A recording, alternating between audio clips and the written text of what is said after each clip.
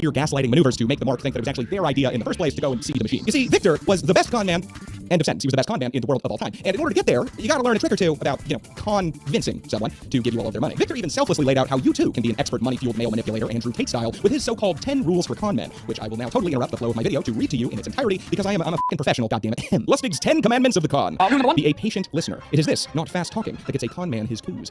Never look bored. Number 3, wait for the other person to reveal any political opinions, then agree with them. Number 4, let the other person reveal religious views, then have the same ones. Number 5, hint at sex talk, but don't follow it up unless the other person shows a strong interest. Number 6, never discuss illness unless some special concern is shown. Number 7, never pry into a person's personal circumstances. They'll tell you all of it eventually anyway. Number 8, never boast. Just let your importance be quietly obvious. Number 9, never be untidy. And number 10, never get drunk. My favorite one there is just let your importance be quietly obvious. That is some alpha shit right there. That is some pickup artist shit right there. That's like Dan Bilzerian talking points. Anyway. You'll always be brave in someone's mind and coward in another's. Strong to one and fragile to another. Good to one and terrible to another. You will be seen as annoying to one and comforting to another. Some will feel anxious around you and some will find peace in your company. Some will see you as too much, while others will see you as a gift. The world will look at you from their subjective point of view. The world is never going to agree on a definition of who you are. So you might as well live the way that feels true to your heart. Content in less than 20 hours, and from there. But this created a problem. Undertale was still a small indie game. You could see the majority of its meaningful content in less than 20 hours, and from there, all that emotion had nowhere left to go. Take a character like Azrael. Go back to the beginning of the game after a pacifist run, and there he is, tending to the flowers. He will not go with you, and you cannot save him. He's resigned to stay alone in the ruins forever, slowly reverting back to the soulless version of himself. And that's it. That's the end of this character. And this is where Dreamer Reborn comes in, a fan comic that reimagines this scenario, where now Frisk shares their soul with Azrael, allowing him to join his family on the surface and start a new life. And if you want to know how hungry people were for this kind of content, Dreamer Reborn was uploaded just 8 days after Undertale's release. Dreamer Reborn went on to be massively popular, even resulting in its own fan game, and was a critical moment for what Undertale would become online, because it told fans, if you wanted more Undertale, you could create it yourself. This opened the door to a whole world of new fan content. Say you were super into a character like Alphys, who maybe has 20 to 30 minutes dialogue across the entire game total. Well, through fan content, she became infinite. Now you could watch her take cooking lessons with Undyne, you could explore the horror of her failed experiments, you could watch her get married, try on outfits, play video games, hell, you could even argue with her about anime in one of the many Undertale Ask blogs. People even creating elaborate animations like this short showing Alphys sinking into despair over the atrocities she's committed, and how her first meeting with Undyne began to change that. It's beautiful. Get to watch people argue with their own souls, but also because it leads to some really unique encounters like Yo-Yo Ma, a stand that will pretend to be your friend by doing nice things, all the while inflicting slow, insidious damage upon you. To maintain Jonestown's good vibes as he saw them, Jones would get everyone to inform on each other, even going as far as to use entrapment tactics. Jones would order some cultists to approach others and simply start complaining, and if the person they approached didn't denounce them strongly enough for complaining, or if they joined in with the complaining, then they would be punished, which was a very common tactic in Soviet Russia and East Germany. One cult member even did something as innocent as tell someone that she was craving bacon, and she get told, oh, don't talk that way, you'll get beat. Obviously, this was Jonesy's way of keeping the happy facade up, but it was also to stop the cult members from organising any escape attempts, or coups, or revolutions, or uprisings, because they never knew who to trust. Despite being chronically single, there was one woman that noticed Ted. Just not in the way that he hoped. In 1987, a secretary at a computer shop in Salt Lake City spotted a mustached man in a hoodie and sunglasses putting an object on the ground in the car park outside. An hour later, the shop's owner was seriously injured when he tried to pick it up. The elusive Unabomber had finally been seen in the flesh, which led to a police sketch being circulated everywhere. However, aside from the bombing stopping for 6 years, the sketch didn't help, even after it was redrawn in 1994 into the iconic image that you all know. The feds ran out of leads and gradually began to hope that the dreaded Unabomber had either died or had been locked up on other charges. In reality, Ted was just doing his own thing and essentially playing IRL Stardew Valley whenever he wasn't reading or writing. But just because he'd been away for a while doesn't mean he was finished. Eventually, Ted absolutely nothing, because the note was just a complete red herring. Also, the FC that Ted had stamped on all of the bombs, yeah, that was also completely meaningless. Ted was trolling the feds with fake clues. It's also kinda funny that the bombs were so janky that the feds couldn't really understand them, but the trade-off was that the first few bombs luckily kinda sucked. However, practice makes perfect, and the bombs became increasingly dangerous over time, causing more and more serious injuries as Ted got better at his craft. Nevertheless, Ted's first kill didn't occur until his 11th bombing on the 11th of December 1985, when the owner of a computer store in Sacramento named Hugh Scruton died from his injuries after unwittingly detonating a bomb. Around this time, Ted's bombing campaign wasn't the only thing he had going on. 1986 was an explosive time in Ted's personal life, as it was the last time that David visited him at his cabin. Soon after, Ted completely cut David out of his life over David's engagement precedent. With this in mind, the authorities analysed the wood in the bomb remnants to try and trace its source, but to no avail. The bombs were all handmade by Ted after he taught himself how to put them together. For obvious reasons, Ted didn't use any power tools, and he made any tools that he did need by hand. He also casted metal parts by melting metal scraps on his cabin's wood-burning stove. But despite the bare-bones construction, the bombs were meticulously constructed, and they didn't leave behind any real evidence because they were made out of scrap metal and wood that you would find lying anywhere. so the materials couldn't be traced. Ted's vigilance didn't help either. He never left any fingerprints on any of the bombs because, well, he's not an idiot, but also any parts that had to be bought in a shop were purchased very far away from Ted's cabin, and he did so in disguise. Ted also had no personal relationship with his victims, so there was really nothing to link them back to him. But while Ted was giving the authorities absolutely nothing to go on, that doesn't mean that the targets were selected at random. Ted specifically went after people that he saw as threats to the environment and his idyllic life in the woods. Another setback to the investigation occurred after a 1982 bombing, with the discovery of a note on the bomb that read, "Woo, it works, I told you it would." And this note was signed RV. Naturally, the feds absolutely jumped at the chance to see, which translates to, "Do not proceed, crazy youth." I don't know if that's an accurate translation, but let's just run with it. 22 aspiring somebodies were huddled into a room and had their names put into a raffle. And amongst them, as you may have guessed, was our own Tomoaki, who at this point had adopted the stage name of Nasube, which means eggplant in Japanese. Apparently he just really likes eggplants. Moving on, Nasube and his compatriots in this room were all aspiring comedians, though only one of them would move on to be the star or, well, victim of this new TV show. For those of you who somehow failed to pass the tutorial perception check, Nasube wins the raffle. Fucking idiots. However, within seconds of having his name pulled from the raffle and declared the victor, Nasube had but mere moments to celebrate before being dragged into a car. He was blinded by a sleeping mask, deafened by earmuffs, and brought to what must have been a very strange sight. A bare room, no windows, no fixtures beyond a rack filled to the brim with magazines, and an ominous table sitting in the centre with just a pile of letters, a ballpoint pen, papers, a telephone, and a radio. Mercifully, he had been granted the bare necessities of a gas cooker, a shower, and most importantly, a toilet. But before our hero had a chance to dwell upon any of this, he was told by staff to strip off bollock naked. With Nasube stripped down to his namesake, he was given a microphone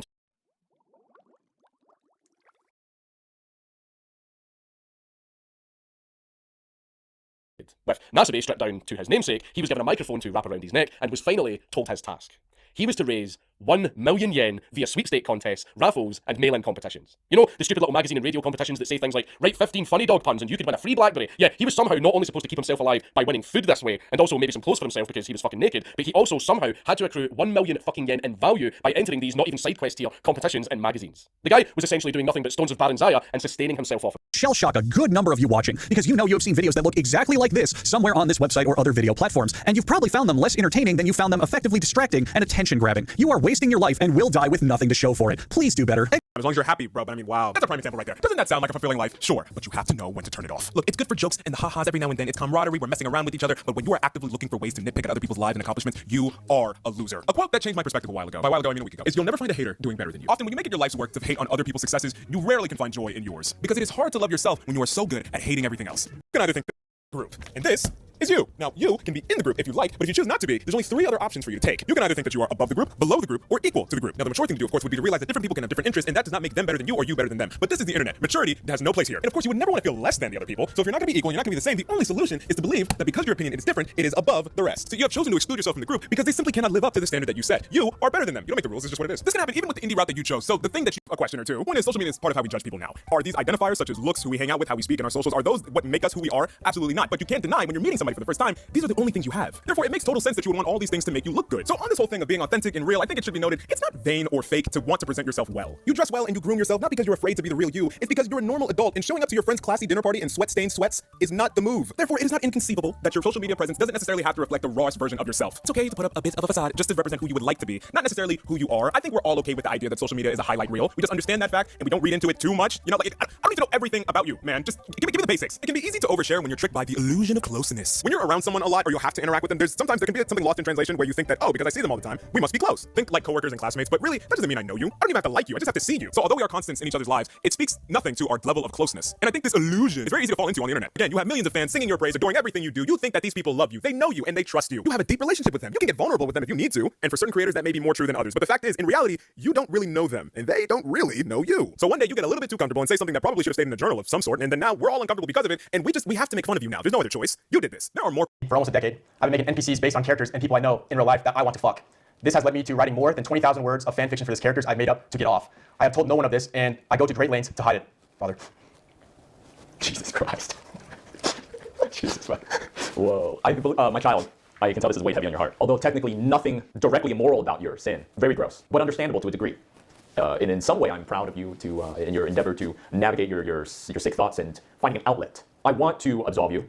However, upon further reflection, I do think this is not a crime, but it's a serial killer pipeline.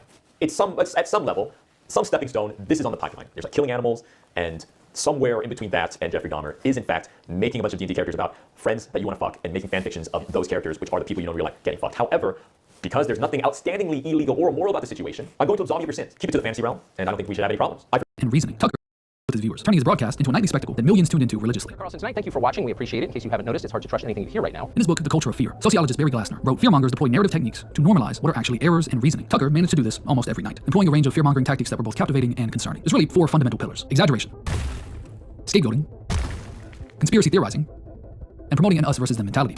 You can pull up almost any Tucker Carlson Tonight clip, and you're bound to recognize at least 3 of these. If you are ever arrested for a crime, and this could be anything from rioting with all your little Antifa friends to sending a threat over the internet, if you do things like that, and you get arrested, and the cops search your house, and they find this book, whoo boy, are you in a lot of trouble. Prosecutors make a big happy time in their pants if they find out that the accused was in possession of this book. Because not only does it make it so much easier for them to convict you, they can also get more time added onto your sentence. And there are very many cases of people being arrested for things unrelated to the book, but the fact that they were in possession of the book, that was used as a major piece of evidence against them, information useful to a person. As soon as you buy this book, you're on a list. That's it. There's no 2 ways about it. You're on a list because governments track the purchases of this book and make a note of everyone who has a copy because it teaches you how to make bombs. And that is something that governments tend to be a little bit concerned about. And I'm already on a bunch of lists, so me buying this is just pissing in the ocean. Violent sexual fantasies, blasphemy, and a great deal of suffering.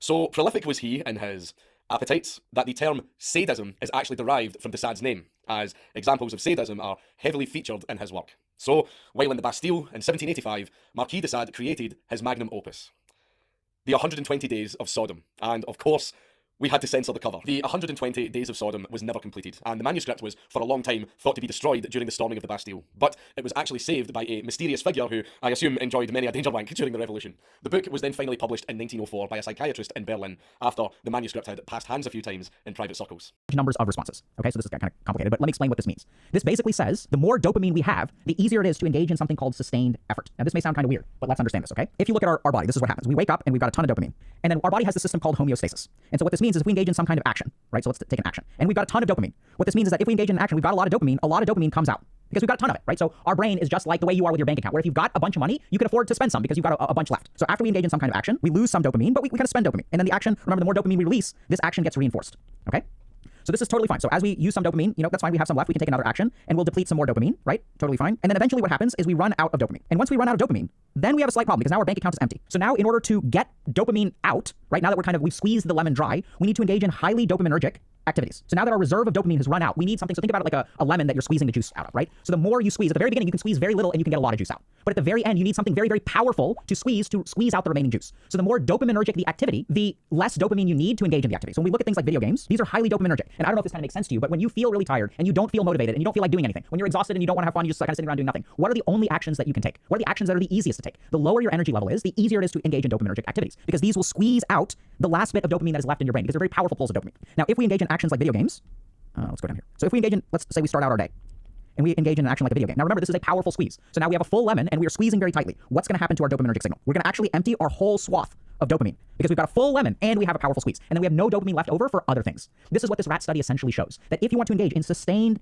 effort with low rewards, we need to have a lot of dopamine in reserve, okay? So this is something that a lot of people don't get. But what we really need to do is understand that the moment you engage in a high dopaminergic activity at the beginning of the day, you're going to exhaust all your dopamine and you literally will have nothing left for the sustained effort of the things that you want to do. And y'all may have noticed this in your own life, right? So when you wake up and you play video games for 6 hours between 8 a.m. and 2 p.m., how motivated are you at the end of that time? And then flip it around. Let's say we wake up in the morning and we work for 4 hours. How motivated are you? How much video games can you play after 4 hours of work? So this is the first important thing to understand. We do not want to get rid of our dopamine. We actually want a high level of dopamine so that when we engage in low dopaminergic activities, we still get a strong dopamine response. And as we get a strong dopamine response, right, because there's a lot of dopamine in our brains, we are going to reinforce the action and increase our motivation to engage in the action. So the TLDR for this is that dopamine isn't bad. It's actually what causes behavioral reinforcement. And this is why it is very important to do productive stuff first thing in the morning. So do not even pick up your phone for 1 hour after you get up. Wake up and start doing something, anything. Try to avoid technology usage, or especially the dopaminergic technology usage, for at least 4 hours ideally at the beginning of the day. But don't touch your phone for 1 hour. As you do this, you will have lots of dopamine, and then you will be able to engage literally in sustained effort, right? A couple of things about pornography that are different. The first is that when we're talking about resisting cravings, this is where there are a couple of things about pornography that are a little bit different from substances that we can take advantage of. So I know this sounds really bizarre, but the strategy that I tend to use with my patients is to pick your battles. So instead of just randomly resisting the craving and then ultimately giving into it, which will intensify the craving the next time you step into the ring, what we really want to do is almost schedule our pornography use. So one of the things that I'll do with my patients is sort of pick 2 times throughout the day where they're allowed to watch pornography. This has a very interesting effect. The first is that during outside of those windows, it becomes easier to resist. But even then, they're resisting a little bit. It becomes easier to win the battle of pushing the pornography until 11 a.m. and 6 p.m., let's say. At 8 or 9 in the morning, you get this little impulse and you kind of push it till until 11 a.m. So you're actually strengthening and training your frontal lobe. And then when 11 a.m. rolls around, you can sort of engage in it. So this is really interesting because we can't do this with a substance use disorder. And why is that? Because in a substance use disorder, we have certain genetic modifications usually to things like our GABA receptors, our mu receptors, which mean that if I have a little bit of alcohol at 11 a.m., the rest of my day is shot. Thankfully, the pattern that I tend to see in behavioral addictions is that moderation is more accessible. It's more doable. Like, so with someone like an alcohol addict, you can't really do that. If they have one drink, they can't stop. With pornography addicts, I'm able to see more success in this way. So I know it sounds really bizarre, but just setting aside a particular time where you're allowed to watch pornography. The second thing is to generally remember that we don't want to fight battles that we can't win. So we're going to draw a little bit on Sun Tzu. And if you look at sort of the goal of addiction psychiatry, it is about setting up the field of battle to beat the addiction. So it is about reducing our cravings, shaping our environment, because the last thing that we want to do is fight a battle and lose, because then our brain will sort of bludgeon us with stronger cravings. So what we really want to do is try to pick battles that we are going to win and really build up those successes and confidence. Because there's one other really insidious thing that happens when we fight a craving and we fail. Over time, what do we learn from doing this?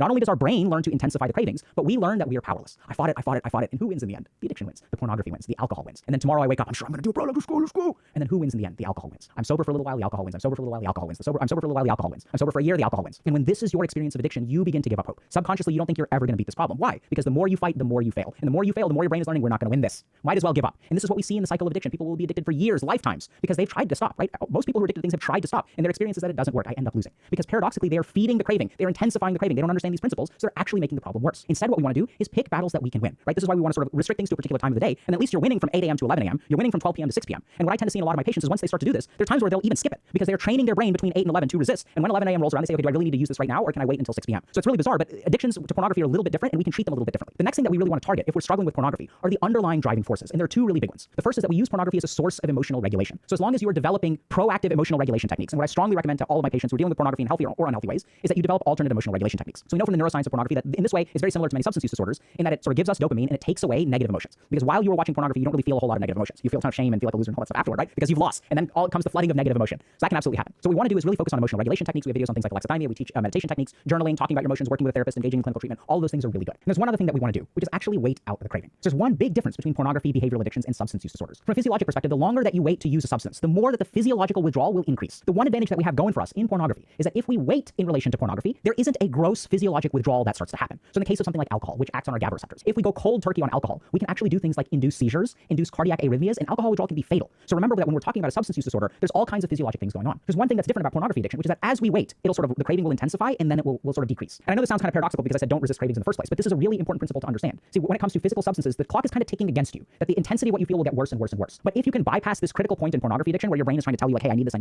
you can really just wait it out. It's not about beating it, it's not about conquering it, it's just about resisting for 15 minutes, 20 minutes, 30 minutes, 1 hour. Then things will start to work in your favor because another mechanism will kick in the brain, which is sort of this homeostatic tolerance. So we think about sort of feeling hungry, right? At the very beginning when my body feels hungry, it feels hungry, and then if you don't give it food for a little while, our body will say, okay, fine, like it's okay, like the hunger goes away. It'll return again more intensely later. But our body has this really interesting principle where if it wants something, and unless there is an acute physiologic withdrawal, like if your glucose is crashing or something like that, hunger pangs won't go away. But when it comes to transient neuroscience wants, when your brain wants something, if you can ride out that urge, and this is what we call urge surfing in psychiatry, then things will actually be in your favor. So I know it sounds kind of weird because I said don't try to overcome the craving. And at the same time, eventually, once we do all of this other stuff, one thing to keep in mind is that you do actually want to try to ride it out instead of conquering it. And the last thing that we really want to focus on, especially with pornography addiction, which makes it a little bit different, is that we know that one of the largest risk factors to become addicted to pornography is a sense of meaninglessness in life. So this is where things are kind of paradoxical, but usually what I'll do with my patients is I won't work directly to conquer the addiction, and that's the bulk of the work that we'll do. We'll really try to develop a sense of purpose or meaning in life. And we're not quite sure what the neuroscientific mechanism behind this is. My theory is that when you have a purpose in life, when you have a sense of meaning, it makes the negativity worth it, right? So if I want to become a doctor, let's say, and I'm in medical school, studying every day, spending my 20s, like while my friends are like going on vacation and stuff, and I'm racking up debt here in the United States, like all this stuff sucks for me, but I'm able to tolerate the negativity because there is a greater purpose. I'm sacrificing for the sake of something, right? This is what a lot of parents will do when it comes to their kids. Like, it sucks to be a parent. It's not very pleasant, especially the first couple years. And we're okay with that because there's this greater purpose. So if you look at sort of what purpose adds to your life, it's not just purpose.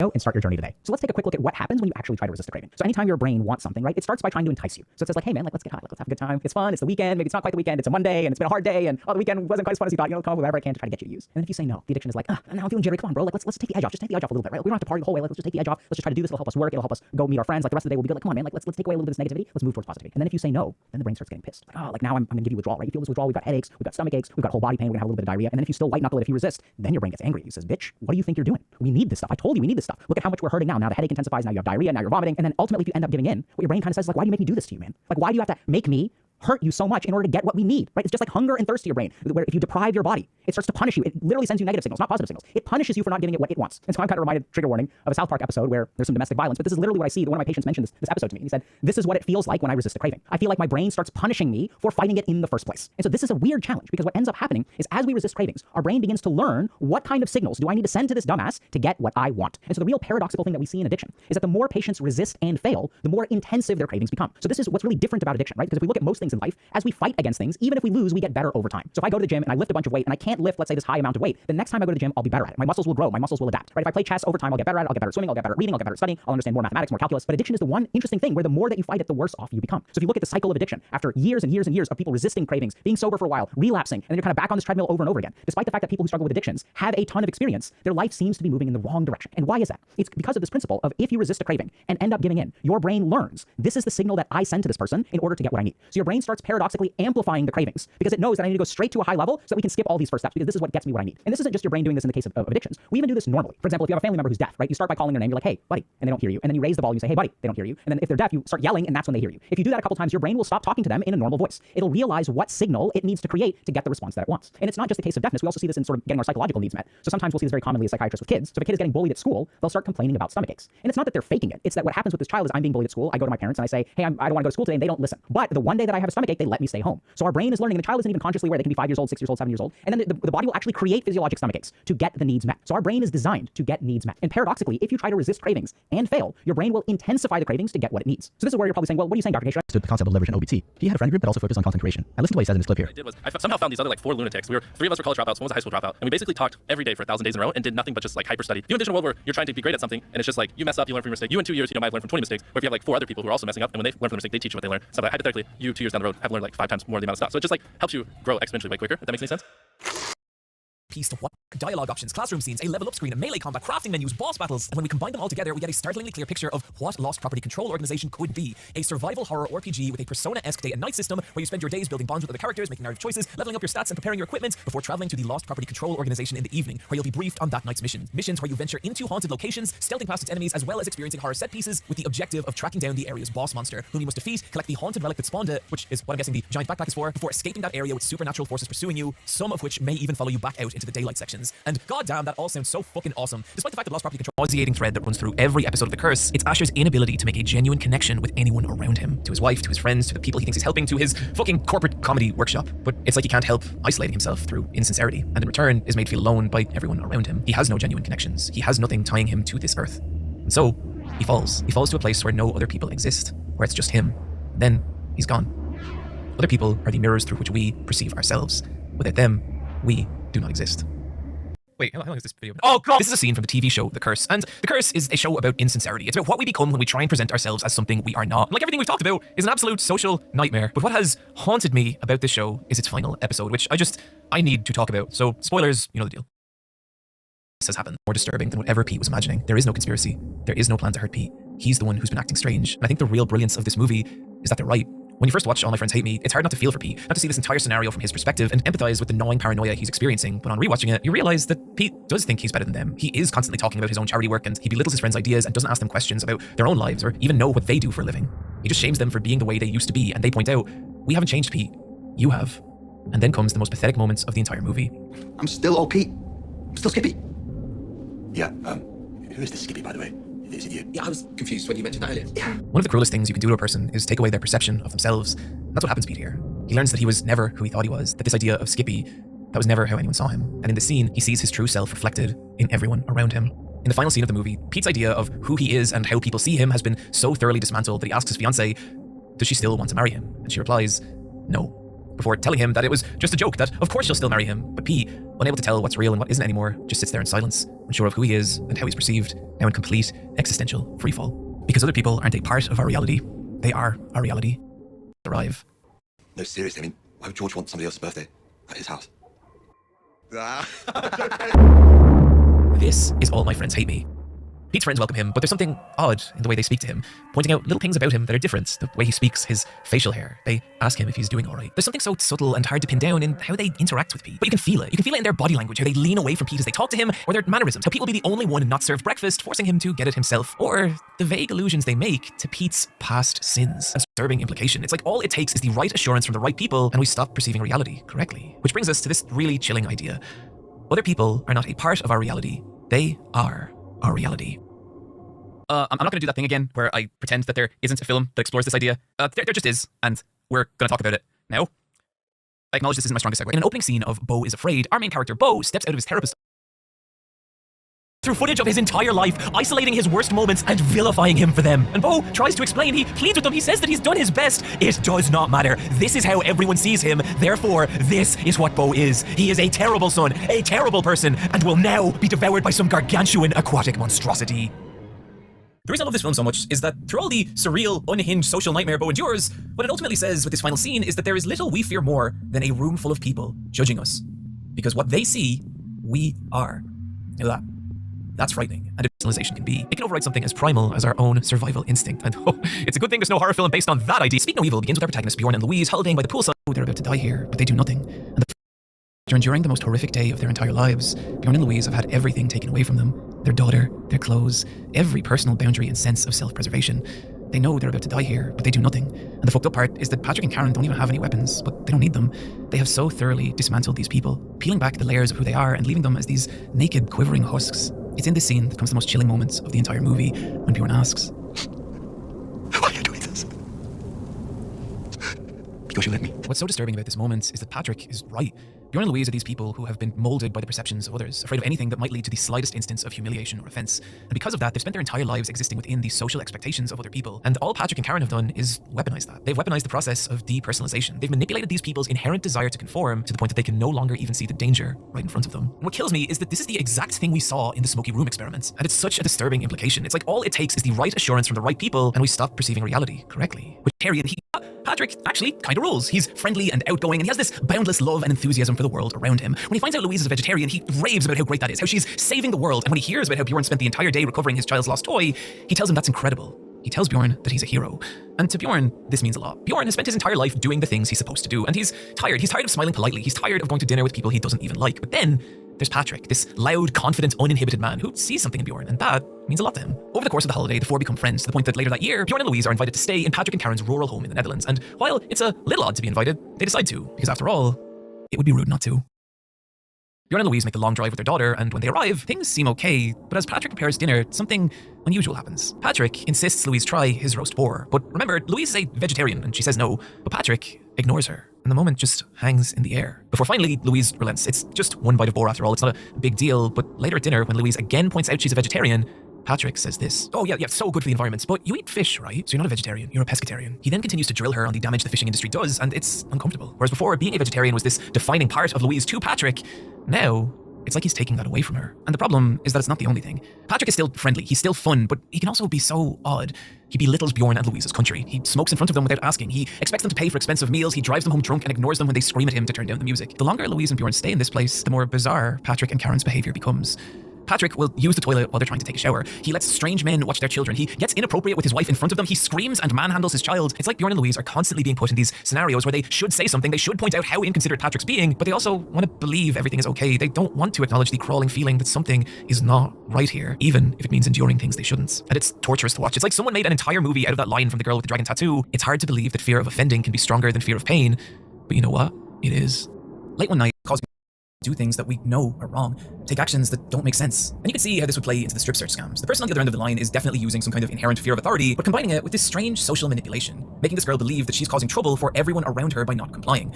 And so she did. He normalizes that idea among other employees, meaning however unfairly or cruelly they treat her, to them it feels justified because she's no longer one of them. And it makes me think of that moment from the lottery.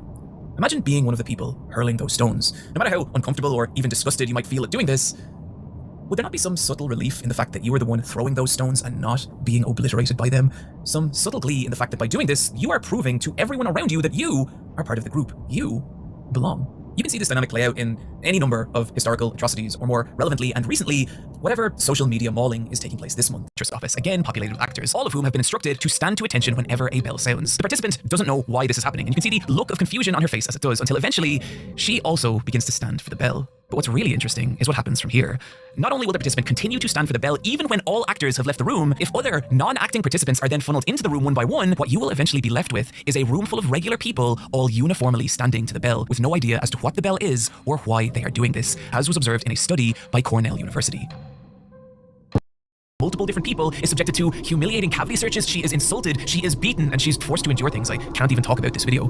It's like in the eyes of the people around her, the people she sees every day, she's stopped being a person, all under the careful instruction of this faceless police officer. Eventually, the supervisor decides to phone the area manager directly, and when she asks him about the investigation, he has no idea what she's talking about.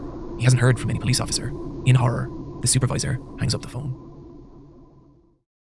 What I just described is the plot to the 2012 film Compliance. It is a bizarre idea for a movie. A group of fast food workers fall under the strange hypnosis of some unknown figure on the other end of a phone. But maybe the strangest part is that this actually happened. The story is based off an incident that took place on April 9th, 2004 in a Mount Washington McDonald's. Minor details aside, this all happened to a real victim committed by the people she worked with and trusted. There's even recorded security footage of the entire ordeal, as well as interviews with the McDonald's staff as they struggle to explain their actions. And where this gets even more bizarre is that this is not the only time that this happened. A near identical incident took place at a McDonald's restaurant in Saybrook Township, Ohio, and also a Pizza Hut in Starkville, Mississippi, and also a Burger King in Fargo, North Dakota, a pizza parlor in Blackfoot, Idaho, a McDonald's in Litchfield, Kentucky, a restaurant in Charlestown, West Virginia, a Burger King in Indianapolis, a McDonald's in Iowa, a Taco Bell in Statesboro, Georgia, an Applebee's in Davenport, Iowa, a McDonald's in Hinesville, Georgia, a Taco Bell in Juneau, Alaska, and many, many more. Over 70 different incidents were reported across the US from 1992 to 2004, all following the same pattern: an anonymous phone call from someone pretending to be a police officer who over the course of several hours convinces a group of people to turn on one of their own.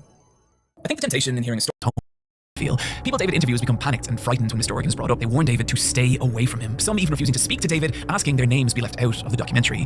And soon, David begins to notice property disappearing from around his home. He starts to receive long, unhinged phone calls and can't shake the creeping sensation that he is being watched. Mr. Organ has noticed David, and the two begin to form a bizarre relationship filled with vague threats and subtle psychological manipulation, culminating in a phone call where Mr. Organ tells David, "You need to be more careful about the people you allow into your personal life, because one of them has reached out to me, a stranger, and provided me a key to your home." You're watching this, and it's like, this can't be real. This has to be another attempt by Mr. Organ to scare David, until Mr. Organ agrees to return the key, and when David tries it in his lock, it actually works, creating this moment of nearly surreal paranoia. David having to come to terms with the fact that someone in his personal life may wish him some strange harm. Going on between you and her. You tell him no and proceed to elaborate on the situation, telling him about what you read online. He tells you about something called confirmation bias and explains to you what it is. You find it interesting, but you're not concerned. You know you're not as susceptible to cognitive biases as the average person. You're thoughtful and careful about what you think and believe. You engage in a wide range of content and conversations, and you consider both sides to every argument. You're open-minded and mostly rational, and you're currently suffering from the cognitive bias known as bias blind spot. Bias blind spot is the tendency for individuals to recognize the presence of cognitive biases as phenomena of the mind that affect people's ability to comprehend, evaluate, and assess situations, while simultaneously failing to acknowledge the degree to which they themselves are affected by cognitive biases. In a study conducted by the psychologists Emily Cronin, Daniel Lin, and Lee Ross, over 600 US residents were tested on this bias. The study found that 85% of the participants believed that they were less biased than the average. Only 1% believed they were more biased than the average. Ultimately, we all like to think we are fundamentally in control of ourselves. We like to believe we are mostly rational and often right. We like to consider ourselves as being competent and unique. But so much of what we think and believe is guided by processes of the mind that we have nothing to do with and that have no regard for rightness or rationality or uniqueness. We consciously know that our mind is so much more than what we consciously know. We're not merely the voice in our head. We're not merely the concepts we can articulate or imagine. We're not merely what we can perceive and comprehend. We're the whole system: physical, unconscious, and conscious, external and internal. Our awareness resides at the end of all the mechanisms and frameworks of perception and mental activity, a conscious observer trying to make sense of everything. The problem, of course, is that our cognition is limited and often skewed, the process riddled with blind spots and biases like the ones mentioned, as well as countless more, systematic errors in thinking formed out of the process of evolution, which always cares about survival and the ability to act, but does not always care about accuracy and truth. Biases, like the ones mentioned, might have helped with efficiency and survival for our ancient ancestors when information, resources, and people were limited. But in the world we live in today, with the unique goals and problems we have, the lingering remnants of cognitive function designed for a world that is no longer can, at times, cause harm for us, resulting in poor decision-making, deviation from reality, and negative social behaviors. We will never become the sole driver of our minds, of ourselves, but we can, perhaps, become a more observant passenger. By becoming more aware of our cognitive biases and psychological phenomena, and by practicing a greater sense of humility toward ourselves, we can perhaps notice when errors are occurring in our thinking, a little anchoring effect. The anchoring effect is the psychological phenomenon where an individual's evaluations and decisions become influenced, skewed, or completely altered by an anchor or a reference point established in association with the subject being assessed. In many areas of our lives, not just in negotiations or purchases, but also in our comprehension of facts, our assumptions about truths, our perception of value and quality, and much more, our assessments and decisions are not based on rational, accurate evaluations of all the available information, but rather, they're often influenced by whatever was initially or most recently presented to us as a starting point or reference point of information, even if the reference point is completely arbitrary.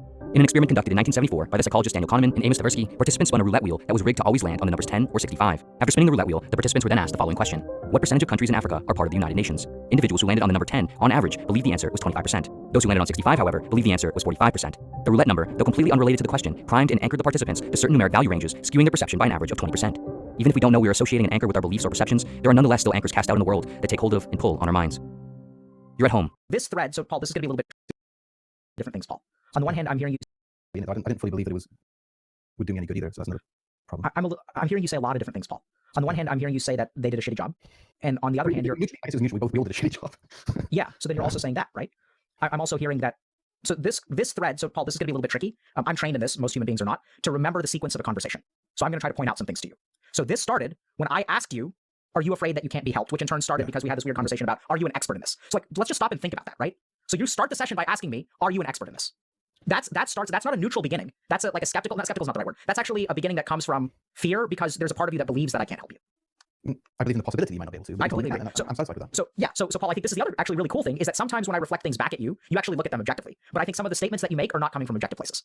So you're actually, like, you would be very good at CBT. Because, like I said... As a patient or as a... As a patient. I would love to have you as a CBT, actually. Because you actually... CBT is about a therapist being a mirror for you. And some people, when I repeat things back, they can't, like, they don't... CBT is like helping you understand your thoughts, and you actually, your thoughts do change. So the tricky thing about CBT is, like, your thoughts are malleable. So when I say, you know, I detect, and I'm curious if Twitch chat detects this too, essentially despair. Despair about your situation and despair that whether you can be helped or not, right? Yeah, for sure. And then the interesting thing, though, is that when someone is, that despair, like, leaks out, and it starts with, do you think you can actually help me? That's the first opening, that's the opening salvo to our session. And so then, but then I say, yes, I can, and this is the magical thing, is you say, okay, that means something to me. For a lot of people, if I tell them, yes, I can, their despair is so rigid that they can't even, like, see past that. But it sounds like you can, so that's fantastic. Well, I mean, yeah, it's just I have a lot of love. Stopped for snacks and stocked up on sleeping pills and beer because German, and they carried out a few carjackings until they managed to Goldilocks themselves a BMW.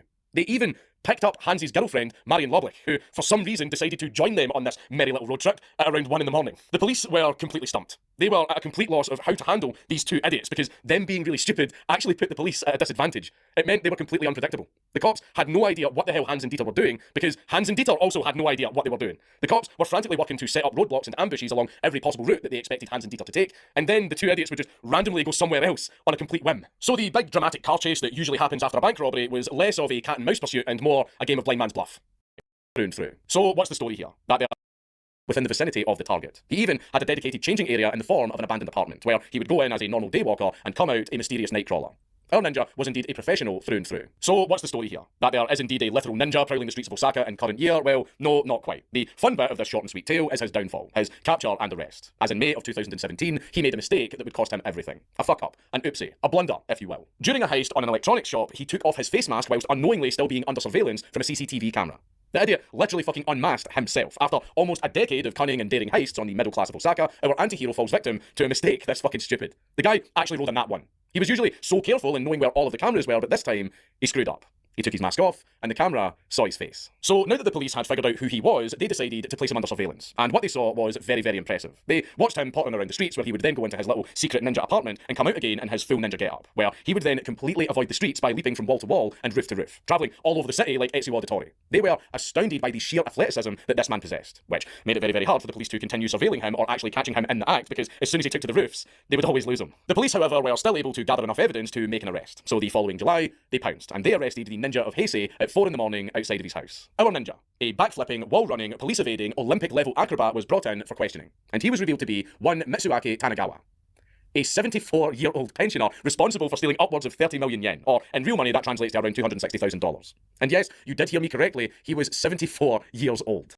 Is really looking at, what these studies are looking at, is not that empathy benefits your partner. It does, but that's not what we're talking about. We're focused on you, right? Because we're selfish, remember? So we're talking about the benefit for you. So let's just understand this, okay? Because I think once I explain it, hopefully it'll make sense. So let's say that your partner forgets your birthday. And when they forget your birthday, what tends to happen is, unless we're careful, we'll start ruminating on, oh my God, this person doesn't care about me. I do so much for them. They don't do a whole lot for me. And then we kind of get stuck in our own head. We're just thinking about things from our perspective. And as we think about things from our perspective, we get more and more frustrated with our partner. They don't care. This is lopsided. They always forget my birthday. This is the last time. I swear this is never going to happen again. I don't know why I'm in this relationship. We think all of these negative thoughts. And I don't know if y'all have had friends or partners or kids or parents or whoever who's very ruminative. What you'll notice is that they get stuck in their own head. And there may be times in your life where you've gotten stuck in your own head and you're constantly thinking negative thoughts to yourself and you can't seem to snap out of it. Now let's understand which capacity of human beings allows them to snap out of it. And this turns out is empathy. So this is where empathy gets divided into two kinds. So there's something called cognitive empathy, which is the ability to understand what someone thinks and believes. Can I understand what's going on in their head? And there's also something called affective empathy, which is the ability to feel what someone else feels. So when someone else is hurting, I'm hurting too. It turns out that emotional contagion is basically affective empathy running unchecked, but a lot of good can come out of cognitive empathy. So in the case of your partner who's forgotten your birthday present, or friend or whoever, if you take a step back and you look at things from their perspective, oh, my partner is working so hard, they're so stressed about this, they have a parent who has cancer, the more that you understand their perspective, and they demonstrate their love, not by giving me a gift on my birthday, but they've been planning this amazing vacation for the two of us that's going to start in 1 month, and that's where their mind has been. Now let's tunnel down and understand this. So as you put yourself in their shoes, the amount of hurt you receive actually goes down, because this isn't a case of them being callous or really incredibly mean or trying to hurt your feelings. Their mind is on other things. And as you are able to understand them, it's less offensive to you, and your capacity to forgive actually increases. Now if we look at someone who's a narcissist, they are incapable of doing that, right? Oh my God, I can't believe you forgot my gift. You're the worst. I must be completely meaningless to you. I must be the most worthless human being on the planet. I don't understand how you could hurt me. I don't understand how you could do this to me. And if you deal with narcissists, you know exactly what I'm talking about. That they take everything as a personal injury. They don't take any time to think about what your perspective is. And the real crazy thing is, yeah, that's frustrating for you to deal with, but now I want you to imagine things from the narcissist's perspective. Any random occurrence of you being busy or you forgetting or whatever suddenly turns into a full-on attack for a narcissist. Narcissists are not happy people. They oftentimes are depressed, they're anxious, they're stressed out, they don't have good relationships. And so this comes at a cost to them. The key thing to keep in mind, though, is that when you are empathic towards other people, it reduces the injuries that you experience, right? So your life becomes less painful. It becomes less emotionally charged. You can focus on other things instead of being wrecked by this relationship. And it allows you to forgive people more. And when you do those two things, it enhances the quality of the relationship over time. So in one relationship, there's taking things personally and no forgiveness. And in the other relationship, there is recognizing that your partner has challenges of their own, putting what they did to you in context and being able to forgive them. And which relationship do you think will lead to more of your satisfaction over time?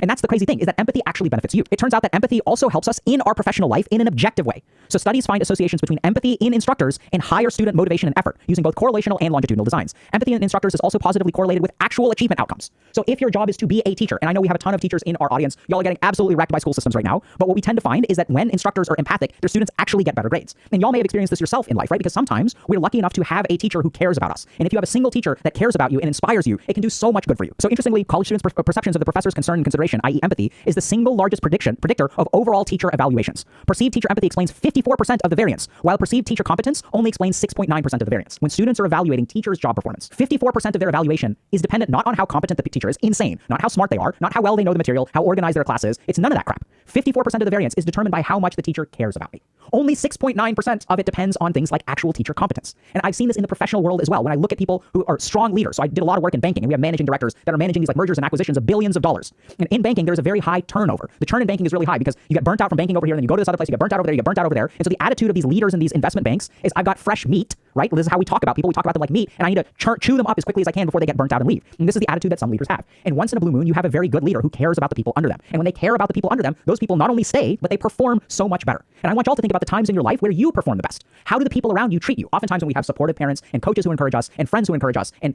siblings or even spouses that encourage us, it brings out the best in us. And when you are empathic towards other people, it actually brings out their best performance, and people look at you and think, oh my God, this person is amazing, and it leads to positive professional evaluations. So this is why you should be more empathic. You should be more compassionate. But there is this huge problem of how do I do that? Because unless I'm careful and I'm empathic, I'm going to get taken advantage of. I'm going to suffer from emotional contagion. And that's where we are going to teach you the core skill of being safely empathic, okay? So this involves a couple of different things. So the first thing to understand is that empathy without affective regulation or emotional regulation is a recipe for disaster. So when we are empathic, we will get some of their negative energy into us. This is called emotional contagion. And we need some way to manage that negative emotion. So if you are empathic without emotional regulation skills, empathy is going to be a net negative for you. You won't see these effects because when you are caring about your students and they fail, you get depressed. So instead of being what they need you to be, you are getting, you're getting a contagion of their depression. This is what we also see on support communities on the internet, which are actually like cesspools of negativity, if y'all know what I'm talking about. These are oftentimes gender-related communities and things like that. It's an absolute mess, okay? The first thing we need is methods of affective regulation or emotional regulation. We have a ton of videos on things like alexithymia and community events and stuff in that where we teach all emotional regulation skills. But this is really important, right? So as we get better at emotional regulation skills, we can also not engage in unhealthy coping mechanisms like drinking, smoking. That tells you how old this paper is. That study I think was from 2013, right? So before like gaming and porn and social media were like huge things when they were like in their infancy,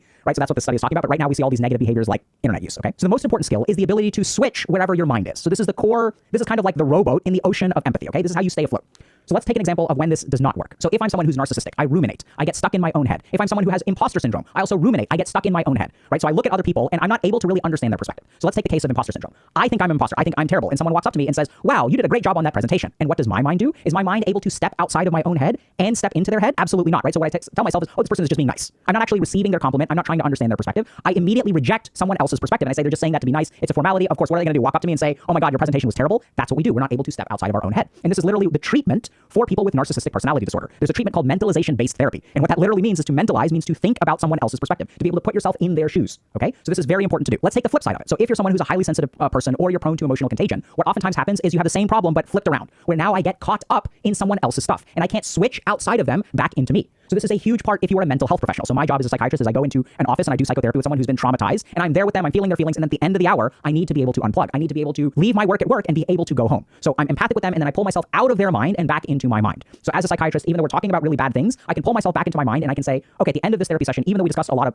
heavy stuff, it's good, right? This is a good thing. This person is in therapy. Even though there's a lot of negative feeling in the room right now, this is the process of healing. So in that moment, I'm unplugging from that person and back into myself. And so the key skill that we need in order to be successfully empathic is the ability to switch, right? So if I'm stuck in my own head and ruminating, I need to consider their perspective. And if I'm caught up in their perspective, it's a whirlwind. And we also see this in people like helicopter parents and parents who live vicariously through their children, right? There's like a blending that goes on that's super toxic between parent and child. That parent needs to back the fuck up. You know what I'm saying? Like, does that kind of make sense? So that's the key skill. So now the question becomes, how do we become more empathic without getting swept away with emotional contagion? So we're going to go into a couple of fundamental empathy-based skills, which most psychiatrists and therapists have to learn, which you can absolutely learn too, to harness the benefits of empathy. So the first thing to understand is that empathy without affective or emotional regulation is a problem. So when we're empathic, we are in essence either thinking or understanding what someone else believes or feeling what they feel. Now this can be beneficial in many ways, but if we're not careful, we will get swept up with their feelings. So as psychiatrists and therapists, we have to learn how to be empathic and compassionate without being overwhelmed. So there are a couple of different ways to do that. The first thing to understand is when you're being empathic towards someone, recognize that your responsibility is to help them, not to fix their problems. Now this is a subtle but very important difference. So I see this a lot when I was teaching, right? So I was faculty at Harvard Medical School, and so the people that I was teaching were very, very driven. These are some of the most caring, hardworking people. They volunteered for thousands and thousands of hours. They worked in refugee camps in remote parts of the world. They've also done things like, teach mindfulness in prisons, like all kinds of just deeply caring people.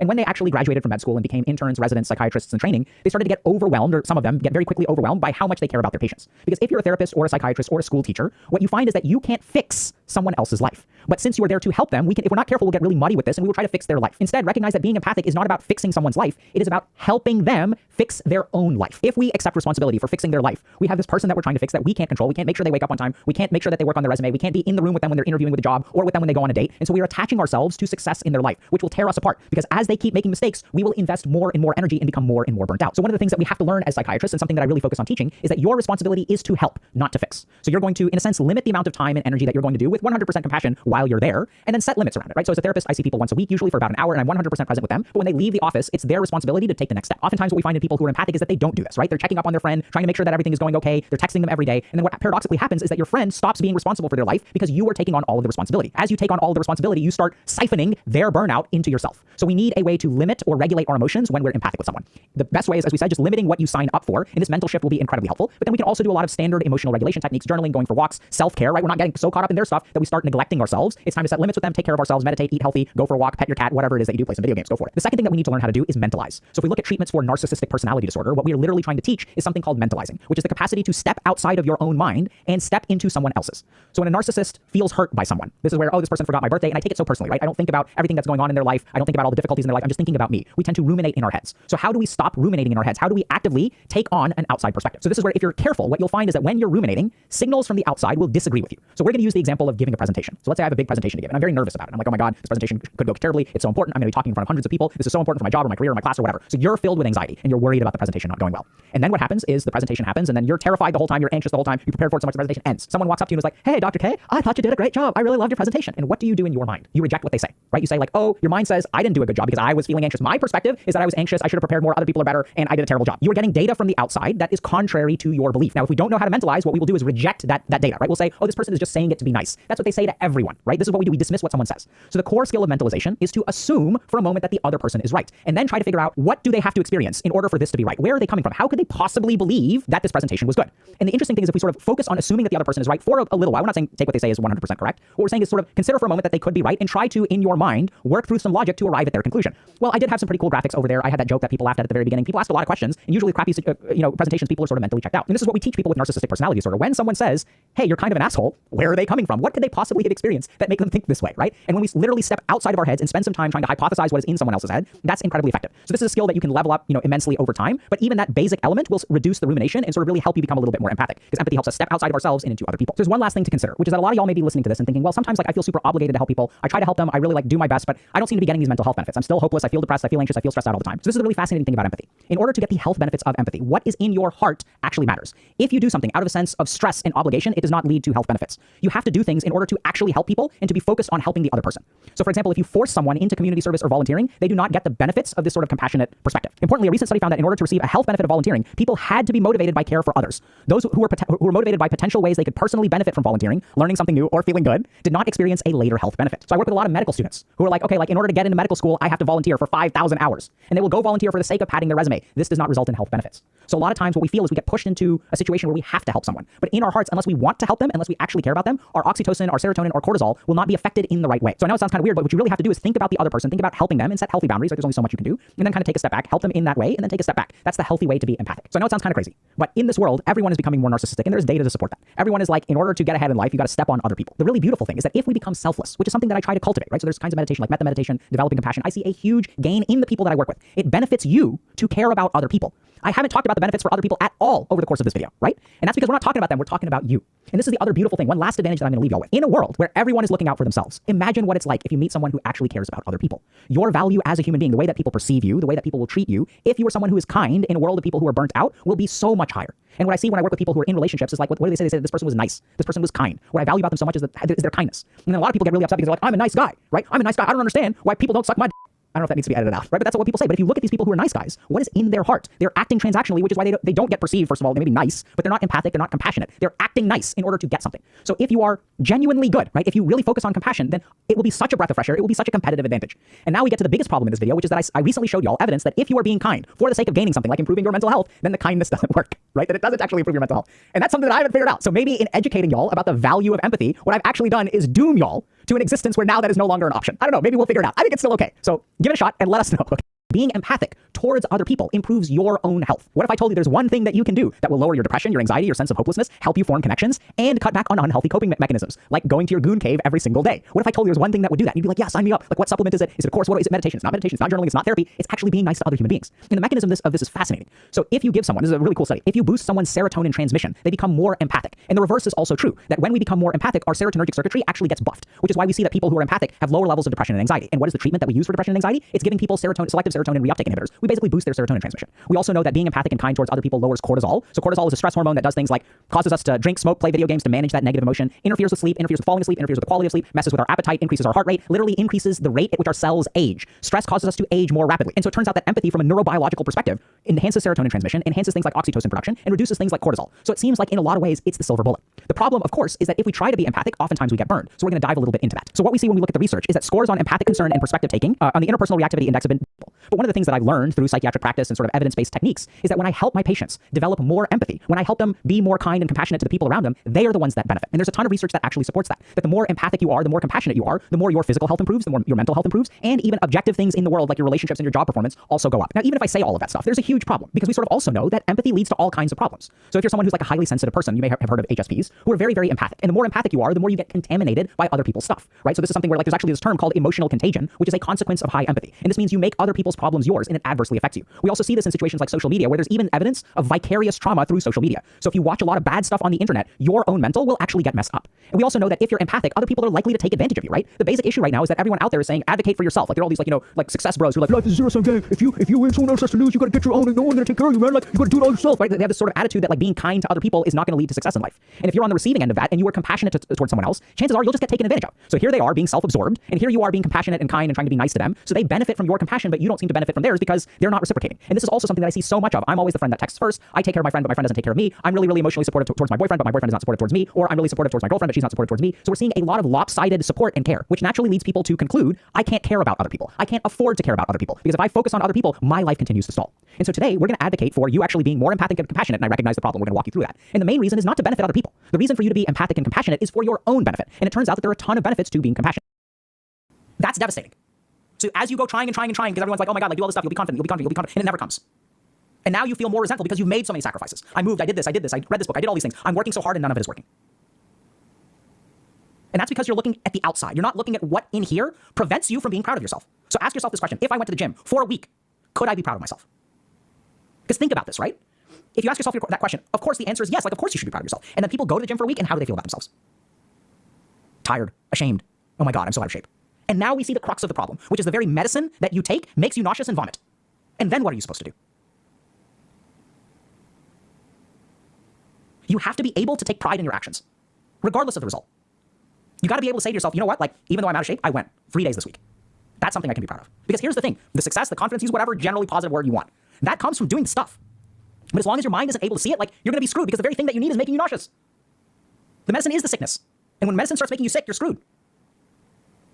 That's where you've really got to tunnel down. You've got to ask yourself, why the hell not? What is it about me? Like, why can't I take pride in this? You've got to get to the bottom of that. Because what you're going to find is it's a feeling that keeps you from doing it. There's a roadblock to you building confidence. Everyone will give you, myself included, 1,000 techniques to build confidence. But no one will ever say, this is what gets in the way, right? Even if you do all the right things. It's the internal work that's the most important. So you've got to ask yourself, if I do this thing, will I be able to take pride in myself? If the answer is why the hell not, that's what you got to start with. Confidence. So this is important to understand. Confidence, oftentimes people think that confidence comes from success. So if all you've had is success, you don't wind up with confidence. What you wind up with is either ego or, more commonly, imposter syndrome. So I've seen this a lot. Confidence actually comes from surviving failure. Right? So just think about that for a second. Because confidence actually comes from adversity, not from successes. Right? So like, does confidence come from an easy life? Like you can sort of get false confidence from an easy life, but real confidence, real belief in yourself comes from surviving failure, not succeeding. And it's as simple as this. I don't know if y'all have ever seen a kid learning how to walk. But like, you know, when a kid is learning how to walk or learning how to swim, so like I've seen this a lot in terms of, you know, like teaching kids how to swim. They're terrified of water, as they should be. That's like a biological fear because water is a dangerous place. Human beings are not born with the natural ability to swim like many animals, like a fish, right? Fish aren't afraid of water. So confidence comes from like, you know, being put in the water and then the kid is like, ah, and then they survive. And they're like, oh, actually, this is pretty cool. Let's do it. So in terms of dating and stuff like that, confidence in dating comes from actually surviving rejection, right? Or like facing challenges, dealing with challenges. It's not from like having a problem-free relationship. It's all from like being able to recognize that if I have a problem in a relationship, conflict resolution. Once I become confident in conflict resolution, then I will be confident in a relationship. One particular outcome, and once she says no, what do I stop doing? I stop going to the gym. And I lose confidence. Like, what the hell, man? Do things that impress you. If you are unsatisfied with the way that you look, do something about it. If you are unsatisfied with your social skills, do something about it. If you are unsatisfied with your professional life, do something about it. If you are unsatisfied with your emotional well-being and your emotional state and how sensitive you are and how much your emotions control your behaviors and thoughts, do something about it. But do it for yourself.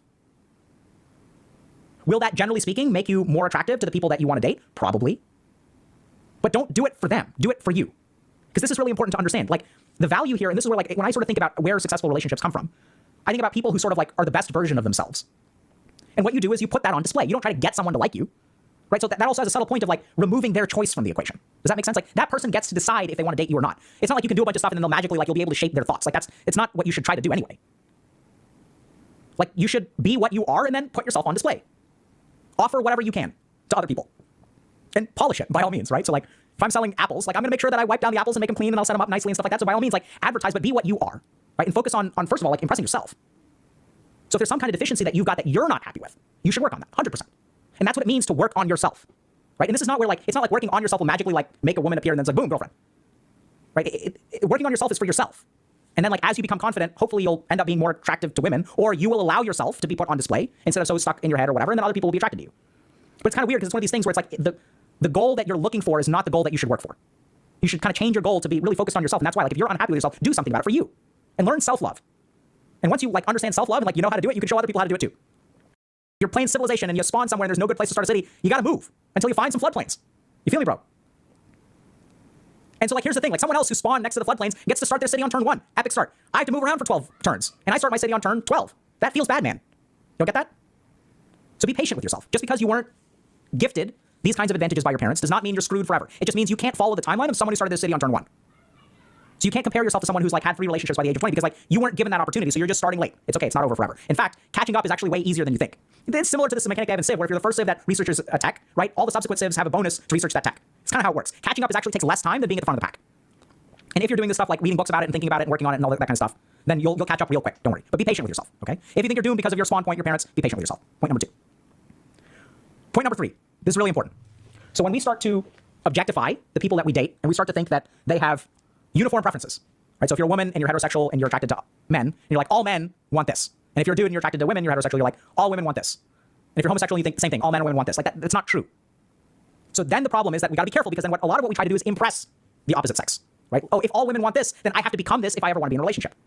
So you put on your chameleon skin and you change color. And you try to impress women. You try to become that which they want. And that's, like, it's kind of weird because you're almost assuming that there's, like, it's like logic where it's like, if I do A, B, and C, the women will come.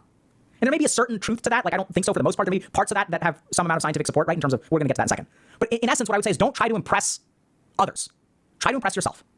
So people say, work on yourself. Like, this is where, like, I don't think you should go to the gym necessarily to make yourself attractive to more women. I would say, like, if I look at this sentence, here's what I see. It doesn't help that I've been either skinny or fat my entire life and it's so hard to gain muscle. So I think the biggest reason that you should go to the gym is because you're not okay with the way that you look.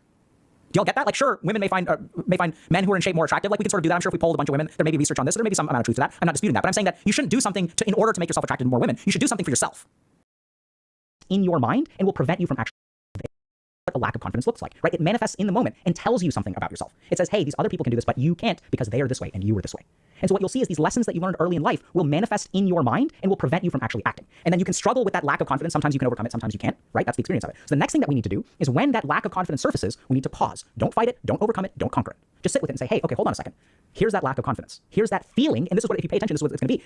The feeling that you feel in that moment is going to be an echo of what you felt that day that you walked into school. It'll be an image, an echo, a mirror. It'll be like a little piece of that. It's that emotional energy that is unprocessed and stored in your mind. And as it's unprocessed and stored in your mind, it'll come up again. And now what you need to do is realize, hey, hold on a second.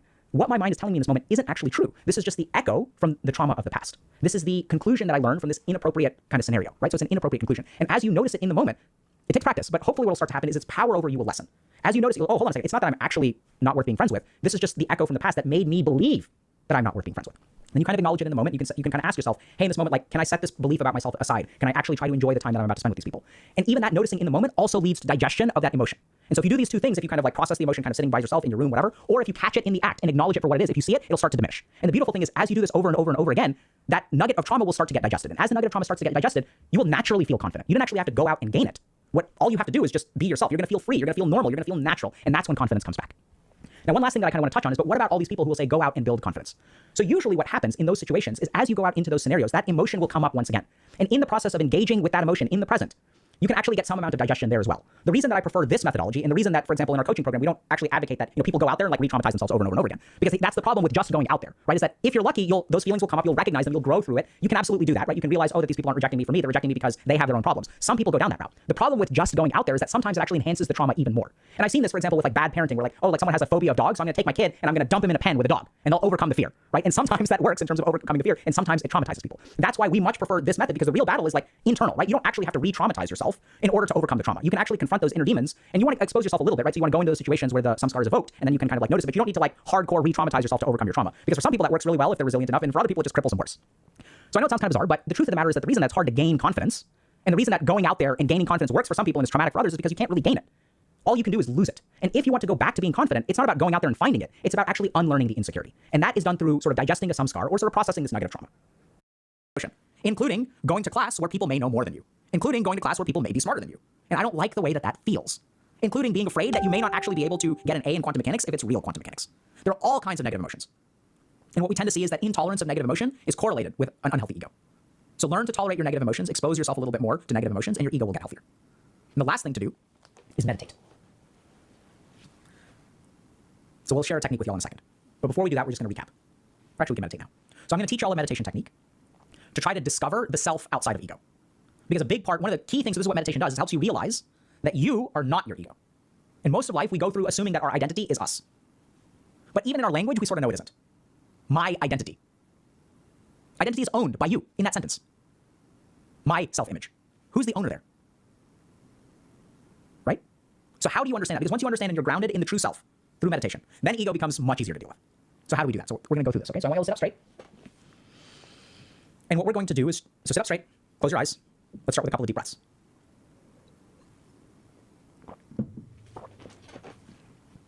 So we're going to start this meditation. I want you to keep your eyes closed. I'm going to just guide your attention to a couple of things. And we're going to start by focusing on permanence and impermanence. So we're actually going to start with the outside world. So I want you to notice what is permanent or impermanent in the outside world. Let's think about whether the sun is outside. Is it daytime or is it nighttime? The weather. Now we're going to kind of shrink a little bit, even as you notice sensations. So the sound of my voice. How permanent is it? And I want you to notice all of the sounds around you and appreciate their impermanence. And I want you to consider the objects around you. The chair that you're sitting on. The objects in your room. A plant. How permanent are those objects? So objects tend to be more permanent, but even then there are qualities of objects that can be changeable. So a chair can be disassembled. A plant can grow. A chair can also be moved. So even the physical world is fluctuant. Things can be arranged, rearranged, moved around. They're not fixed forever in that way. And even the sun. Is the sun permanent? Will it exist for all time? Has it existed for all time? And now I want you to withdraw further into yourself. And look inside you and try to see what is permanent. You may be feeling particular physical sensations, like hunger or thirst, or an itch. If you feel an itch, or like your posture is a little bit uncomfortable, is that feeling permanent? Is hunger permanent? Thirst? And what about emotions? Does happiness last for a lifetime? Does fear last for a lifetime? And now I want you to notice your thoughts. Appreciate for a moment how much your life is dictated by your thoughts. What are all the things that you do in a day because you think of doing them? I want this. I don't want that. What will this person think? If I do this, this will happen. I better not do that. Or I absolutely have to do this for this to happen. And now notice the quality of your thoughts. Notice how they pop into existence and fizzle out.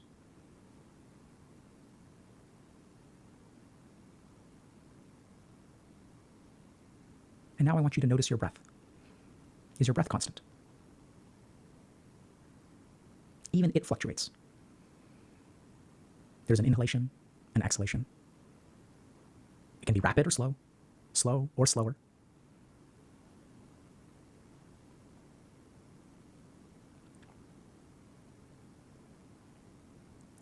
And now what I want you to settle down into is the part of you that has been doing this practice. the part of you that has been doing the noticing.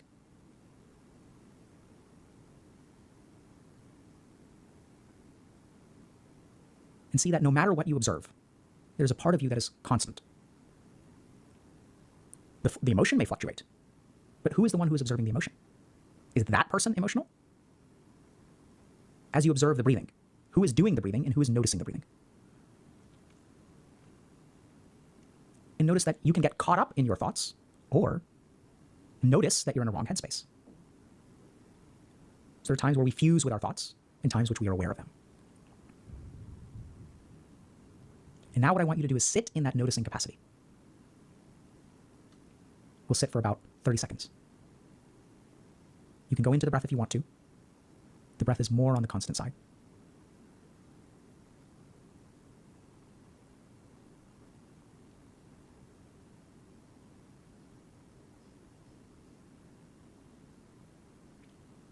And now I'll leave you with some final reflections. The first thing to consider, I'll give you some hypotheses. So as you practice this, do this practice for about 7 days, every day for a few minutes, I want you to try to figure out which of these signals do you respond to make the best and worst parts of your life. So when you're thinking about the worst decisions you make, let's say, or the worst things that you do, or the worst situations in your life, what within you dictates you winding up in that situation? And when you make the better decisions in your life, where do those decisions come from? And so look at your life and which part of you dictates what happens in your life and what the effect is when you listen to that part of you. So a simple way to put it is, when you act due to your emotions, what impact does that have in your life? When you act due to your thoughts, what impact does that have in your life? When you act from the breath, and you may be asking yourself, how does one act from the breath? That's a very good question. So we can figure that out. The next time you want to do something that is good or difficult, ground yourself in the breath as you do it and see what happens.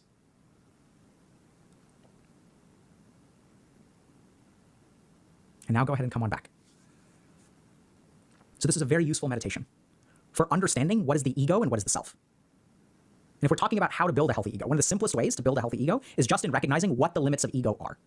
Because the most unhealthy egos are the ones that think that the ego is the entirety of life. And the more that your life is encompassed by ego, controlled by ego, the worse your life is going to be. You may be successful, but you'll be miserable. You may use all kinds of copium and egotistical rationalizations, but at its core, you will be unhappy. And any observant human will be able to tell this about you.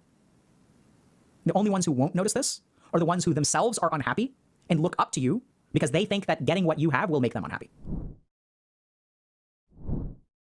I have a completely different set of advantages and disadvantages in comparison, and recognizing, oh, by the way, all these people are just different from me. I have a completely different set of background. I have a completely different upbringing. I have a completely different set of advantages and disadvantages. I'm me and they are them. They can still be better at Dota than I am, but it has nothing to do with me as an identity. Like, it doesn't make me a bad human being. Right? So noticing is a key part, but you want to try to reduce comparison as much as possible. So comparison is key and noticing is key. That's actually how you build a healthy ego, is to recognize the actions of the ego. Oh, so I'm not speaking up here because I'm afraid of looking stupid. So even though I have something to share and I have an important contribution to make, my ego is preventing me from speaking. That degree of noticing will build a healthy ego because the ego weakens a little bit every time you do that. Third thing is spend time in nature. So if we say that comparison feeds ego in terms of negative image or positive image, both of them are unhealthy, the best way to avoid comparison is to go out in nature because there's nothing to compare yourself to. And your mind may linger with comparative thoughts, right? You'll have echoes from past things. Oh, I'm out here just taking a hike and all my friends are doing this. It's a comparative thought. But that thought was born yesterday. It didn't come from your nature experience. So the more time that you spend with nature, you may sort of notice that there's residual comparison energy, but the more time you spend in nature, like, you're just not thinking about other people. Because there's nothing to compare yourself to. And so this is why people like to go camping and stuff, they love it. It feels so good to unplug. Other advantage of going in nature is that there's a natural reduction in technology usage. And technology usage is very pro-comparative, especially social media. Life like an NPC. If someone comes up to me and initiates, I can do stuff. But I can't have direction. What do you want? I want an amalgamation of what other people want. No, what do you want? I don't know what I want. Why don't you know what I want? I don't know who I am. Why don't you know who you are? Well, because my brain, when I was growing up, adaptively fractured different parts, created problems like hemispheric lateralization, and we're not even touching on things like cortisol and all this kind of crap.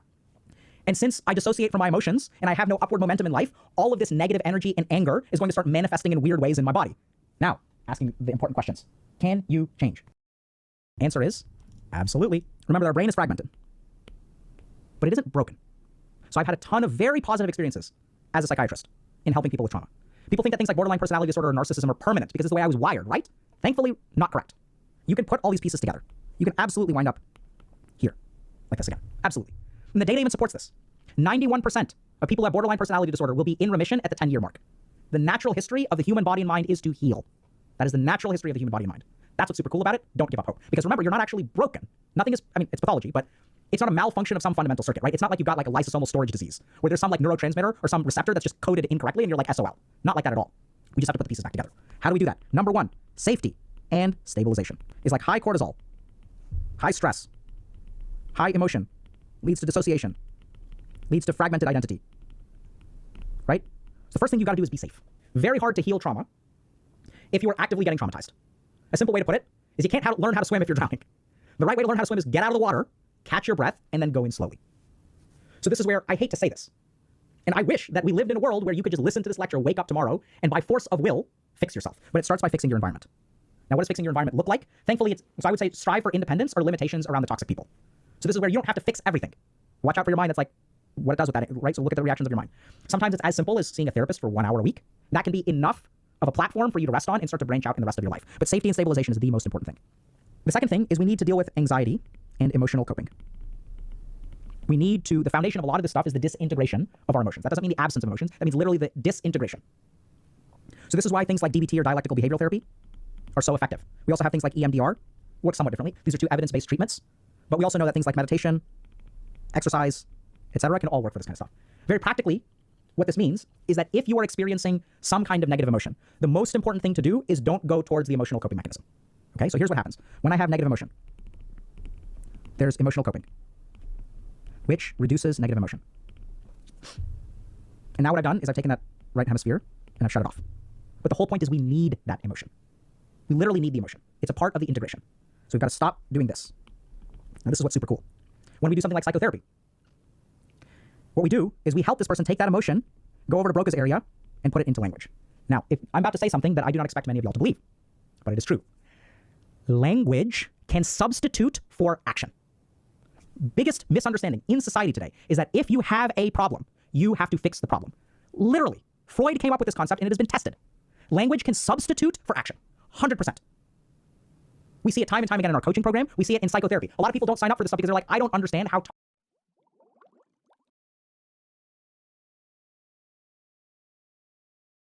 therapy.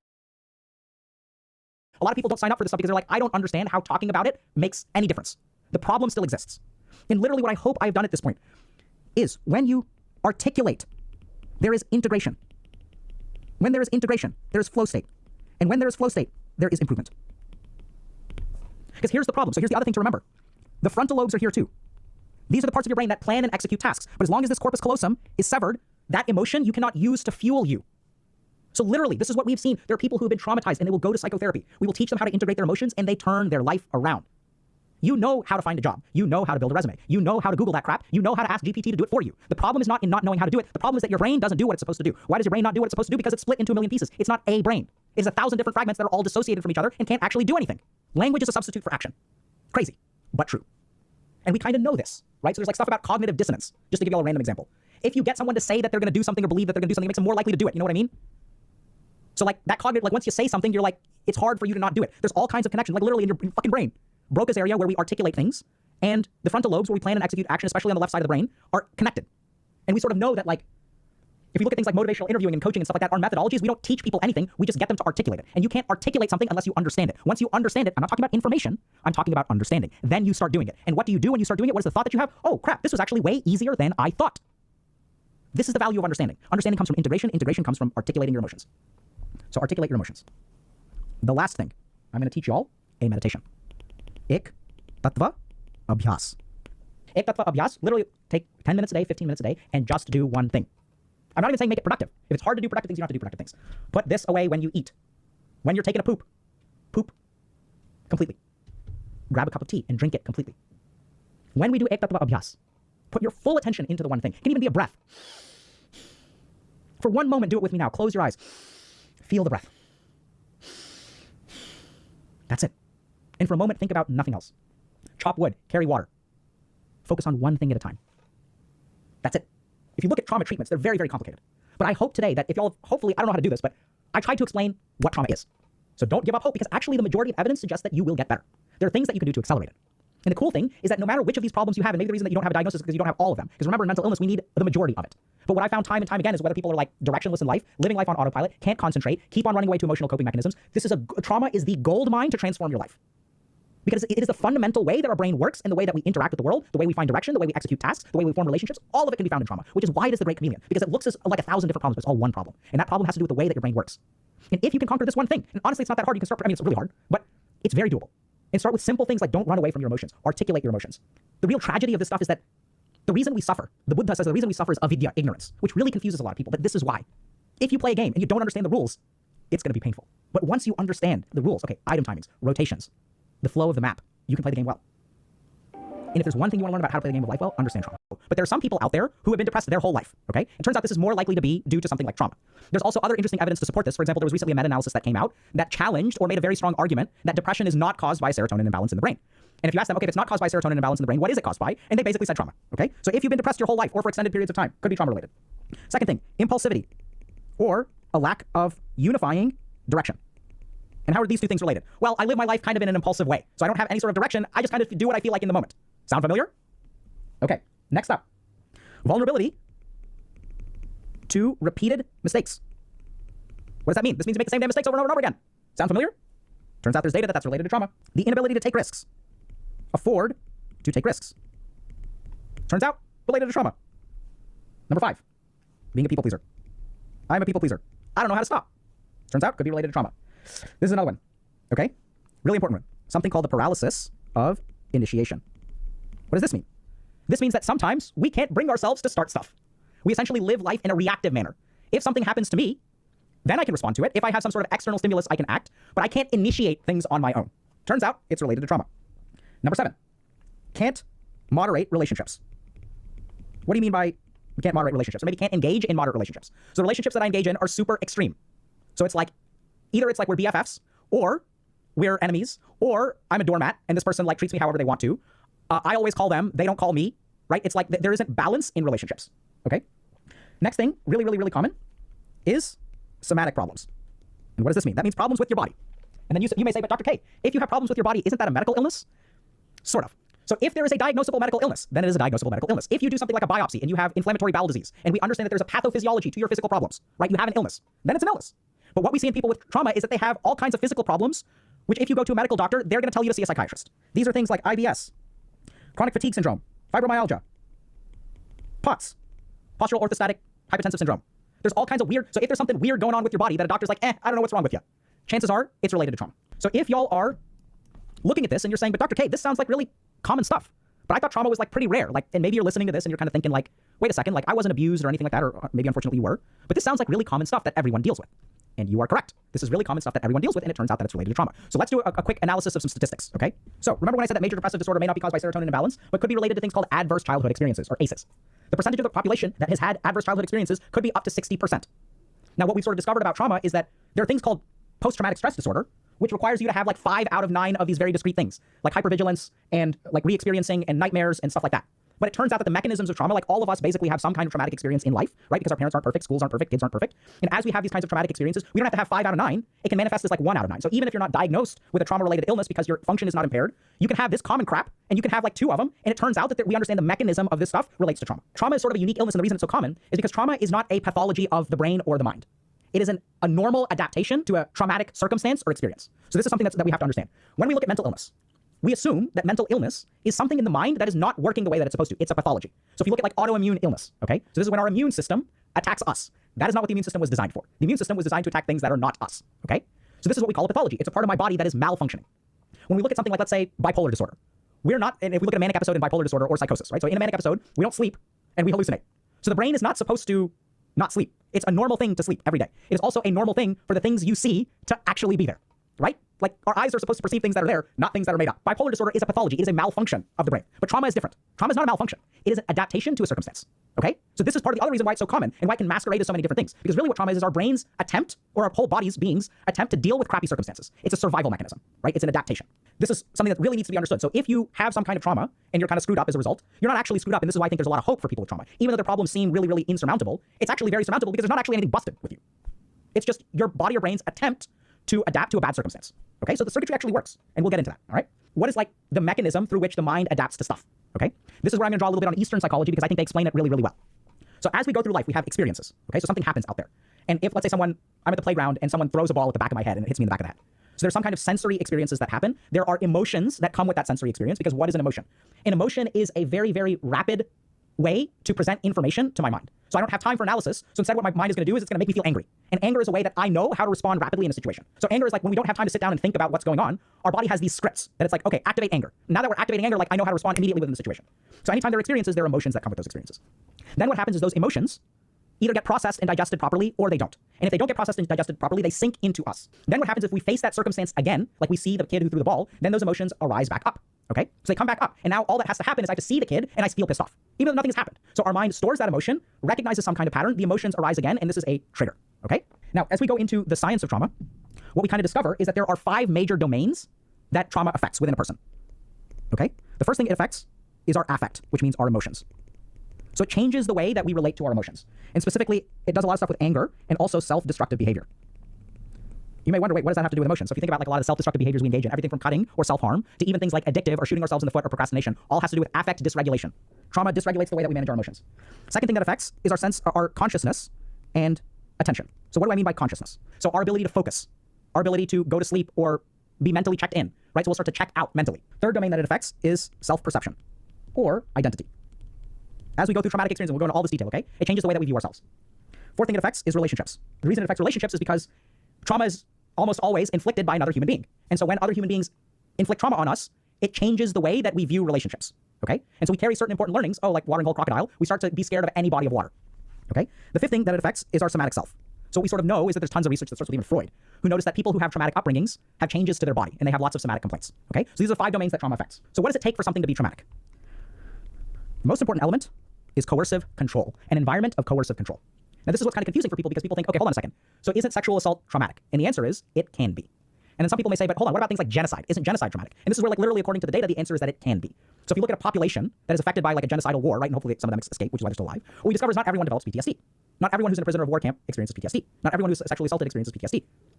So what trauma researchers have sort of figured out is that a key aspect is coercive control. And what does that mean? That means that you grow up in an environment where someone is coercing you and controlling you. So what people sort of figure out is, and this is what's really interesting, you can look at trauma research, and what you actually figure out is when researchers look at like guards from concentration camps and abusive parents, what they figure out is everyone uses the same techniques. And so human beings intrinsically know how to control other human beings. It doesn't have to be taught. It's discovered.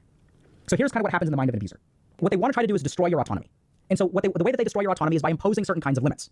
But this is what's really important. So it makes some sort of petty or arbitrary rule. The rule doesn't have like much function, right? It doesn't really matter if I put my jacket away or put my shoes away. But the abuser is like, you do it in this order because I told you so. And so what they're doing in that moment is destroying your autonomy.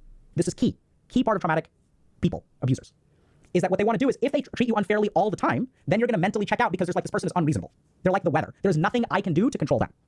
But the moment the person starts doing nice stuff to you, now suddenly you know, okay, I can get the nasty parent or I can get the good parent. And so the way that they chip away at your autonomy is by actually creating an environment where the person who is traumatized feels like they are in control by like not pissing this other person off. So they know that this person is capable of kindness. And so if I behave properly, then this person will be nice to me. It engenders a dependence on the abuser for all things good and all things bad, right? Because that's the only way it's going to happen. So I become dependent on this person because this is the person that brings me the treats and this is the person that brings me the punishment. But if I ever get the treats from one person and the punishment from another person, then I'm going to become independent. Because I'm going to say, F this person. So in the abusive relationship, what they actually do is they're very careful. We sort of see this. We'll call it love bombing, right? Like this person is nasty to me and then they love bomb me. What happens in the mind of the abused person is that this abuser becomes God. This is the bestower of health and happiness.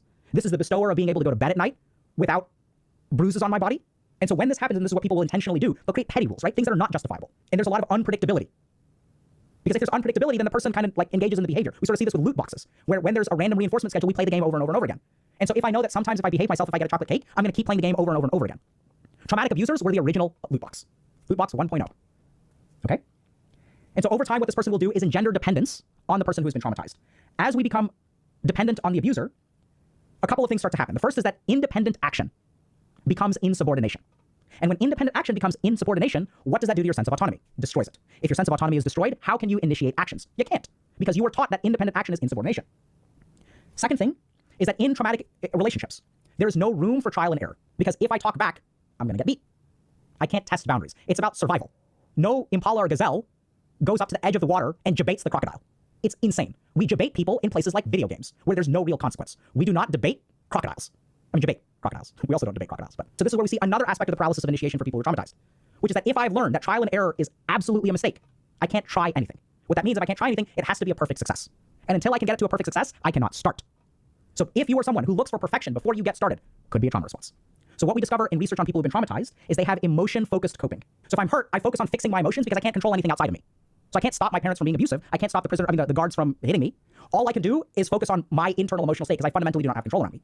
So then my brain learns when I am suffering, don't change anything out there because changing stuff out there is futile. What I need to fix is in here. So I'm gonna do what? I'm gonna dissociate, or I'm gonna use drugs, right? So there's very high correlation between substance use and people who've been traumatized.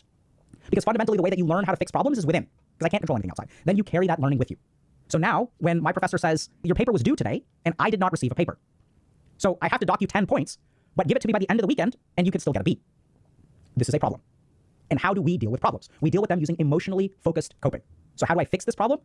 I get smashed. Because this hurts. And what do I do when things hurt on the inside? Can I fix things on the outside? No. I cannot fix them on the outside, so I have to fix it on the inside. So when I have problems, problems are fixed by fixing emotions. And in order to fix our emotions, we're going to do stuff like get addicted to substances. And now we begin to see like why this sort of becomes an addiction, because instead of fixing the problem itself, all I know how to do is use substances to fix the emotions because that's the strategy that worked. And if I'm fixing the emotions and that's the strategy that worked, and I'm getting drunk, let's say, or smashed, then Monday rolls around, my paper is even later, and now I get a C. And now I get a C, what am I going to do? I'm going to drink more. And so it becomes a cycle of increasing problems, followed by worsening emotions, followed by increased problematic behaviors. So this is what's bizarre, is there's so many different things going on. There's relationships, there's identity, there's even the inability to concentrate, there's emotional suppression, there's inability to think about the future, there's living life reactively. There is focus on emotional coping instead of actually fixing your problems. All of this is related to trauma. And it manifests as so many different things. So many different things, right? Our big list of chronic depression. I can't stop watching porn. I'm living my life like an NPC. If someone comes up to me and initiates, I can do stuff.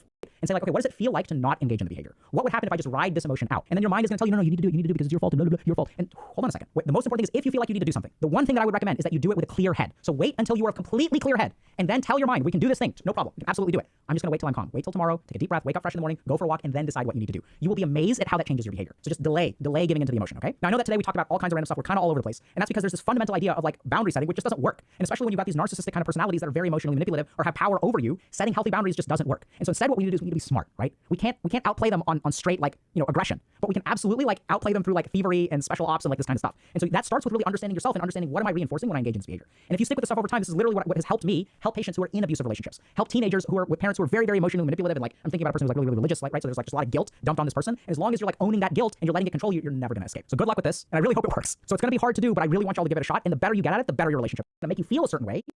Can you do this for me? I'm not going to ask for the favor or try to be like, I'm not just going to induce the behavior directly. The whole reason it's manipulative is I'm going to make you feel a certain way, and then that feeling is going to induce the behavior automatically. So it's like, let me put it this way. If I ask you for a favor, okay? And then you say yes. And then like the favor is completed. We did what I asked you to do. And now I'm in your debt, right? You did me a solid and I'm in your debt. You're a good person. I'm in your debt. If I'm like a narcissistic asshole, I do not like that situation. So instead what I'm going to do is I'm going to get you to do that thing, but I'm not going to be indebted to you. I'm going to trick you or manipulate you into doing it anyway, but like it's not going to cost me anything. So what I'm going to do is I'm going to say, hey, like, oh, like I did all this stuff for you. What are you going to do? You going to help me out too? And then even if you say yes and you are helping me out, since I've evoked your emotions, it doesn't feel like I'm in your debt at the end of that, right? Like, are you going to help me too? I'm going to guilt trip you into helping me. And if I guilt trip you into helping me, I'm not in your debt. And so this is the problem, is if you do me a solid, but I don't owe you anything, then what I can do is like, I don't have to pay that back. And in fact, I can get you to do it again. I can manipulate you again, and I can manipulate you again, and I can manipulate you again. But if I'm not actually racking up any debt, I can do that all day. And so this is what happens with emotional manipulation, is that people will induce an emotion, and then that emotion will make the manipulated person automatically engage in a behavior. And instead of asking for a favor or any kind of fair exchange of like respect or services or whatever, I'm manipulating you into doing something. So how do we resist that? We resist that by separating out emotions and actions. So this is really important. If you are vulnerable to manipulation, what that literally means is that your emotions will induce your actions. So some human beings go through life thinking that the way to solve emotional problems is through action. If my significant other is mad at me, I need to buy them a gift. The way to resolve that emotion is by paying some price or inducing a behavior. And if I get them the gift, then the emotion goes away. I feel better about myself because, whew, thank God they're not mad at me anymore. But think about that, right? What's happening? Now what you've done is you've reinforced this idea that the way that I'm going to fix my emotions is by engaging in some kind of behavior. And so now something subtle has happened, right? So let's say I'm use the example of my wife. She's not like this, but if she makes me feel bad or makes me feel guilty, then I'm going to buy her something. And so now she's got a really interesting ATM card, right? She's got a really interesting debit card. All she has to do is get pissed at me to get me to buy her stuff. And like that's like literally how it works. What I've done is I positively reinforce with like $1,000 her making me feel like shit. And what do you think that's going to do in the relationship? She's like, well, fuck, I need $1,000. Let's make Olive feel like shit today. She doesn't actually do that. She's awesome that way, but And so I want y'all to really realize that your ability to be manipulated is tied entirely to emotions and actions being tied in your mind. And we also know that from like research on trauma, for example, there's a survival mechanism in the brain called dissociation. And what does dissociation do? It divorces our emotions from our actions and our feelings and like our thoughts and all kinds of stuff. So what we literally want to start doing is divorcing our emotions from our actions. Now, how do you do that? Let's start with something like guilt. Okay, so this is a very, very common emotion that we see in manipulative relationships. Guilt is the number one reason why it's like hard to set boundaries with people. And when we're talking about this power dynamic, by the way, it doesn't necessarily have to be like financial dependence. It can be like an emotional power dynamic. Okay, there's something weird about guilt, which is that we tend to think that I feel guilty because I made a mistake, but that is factually incorrect. You do not feel guilty because you made a mistake.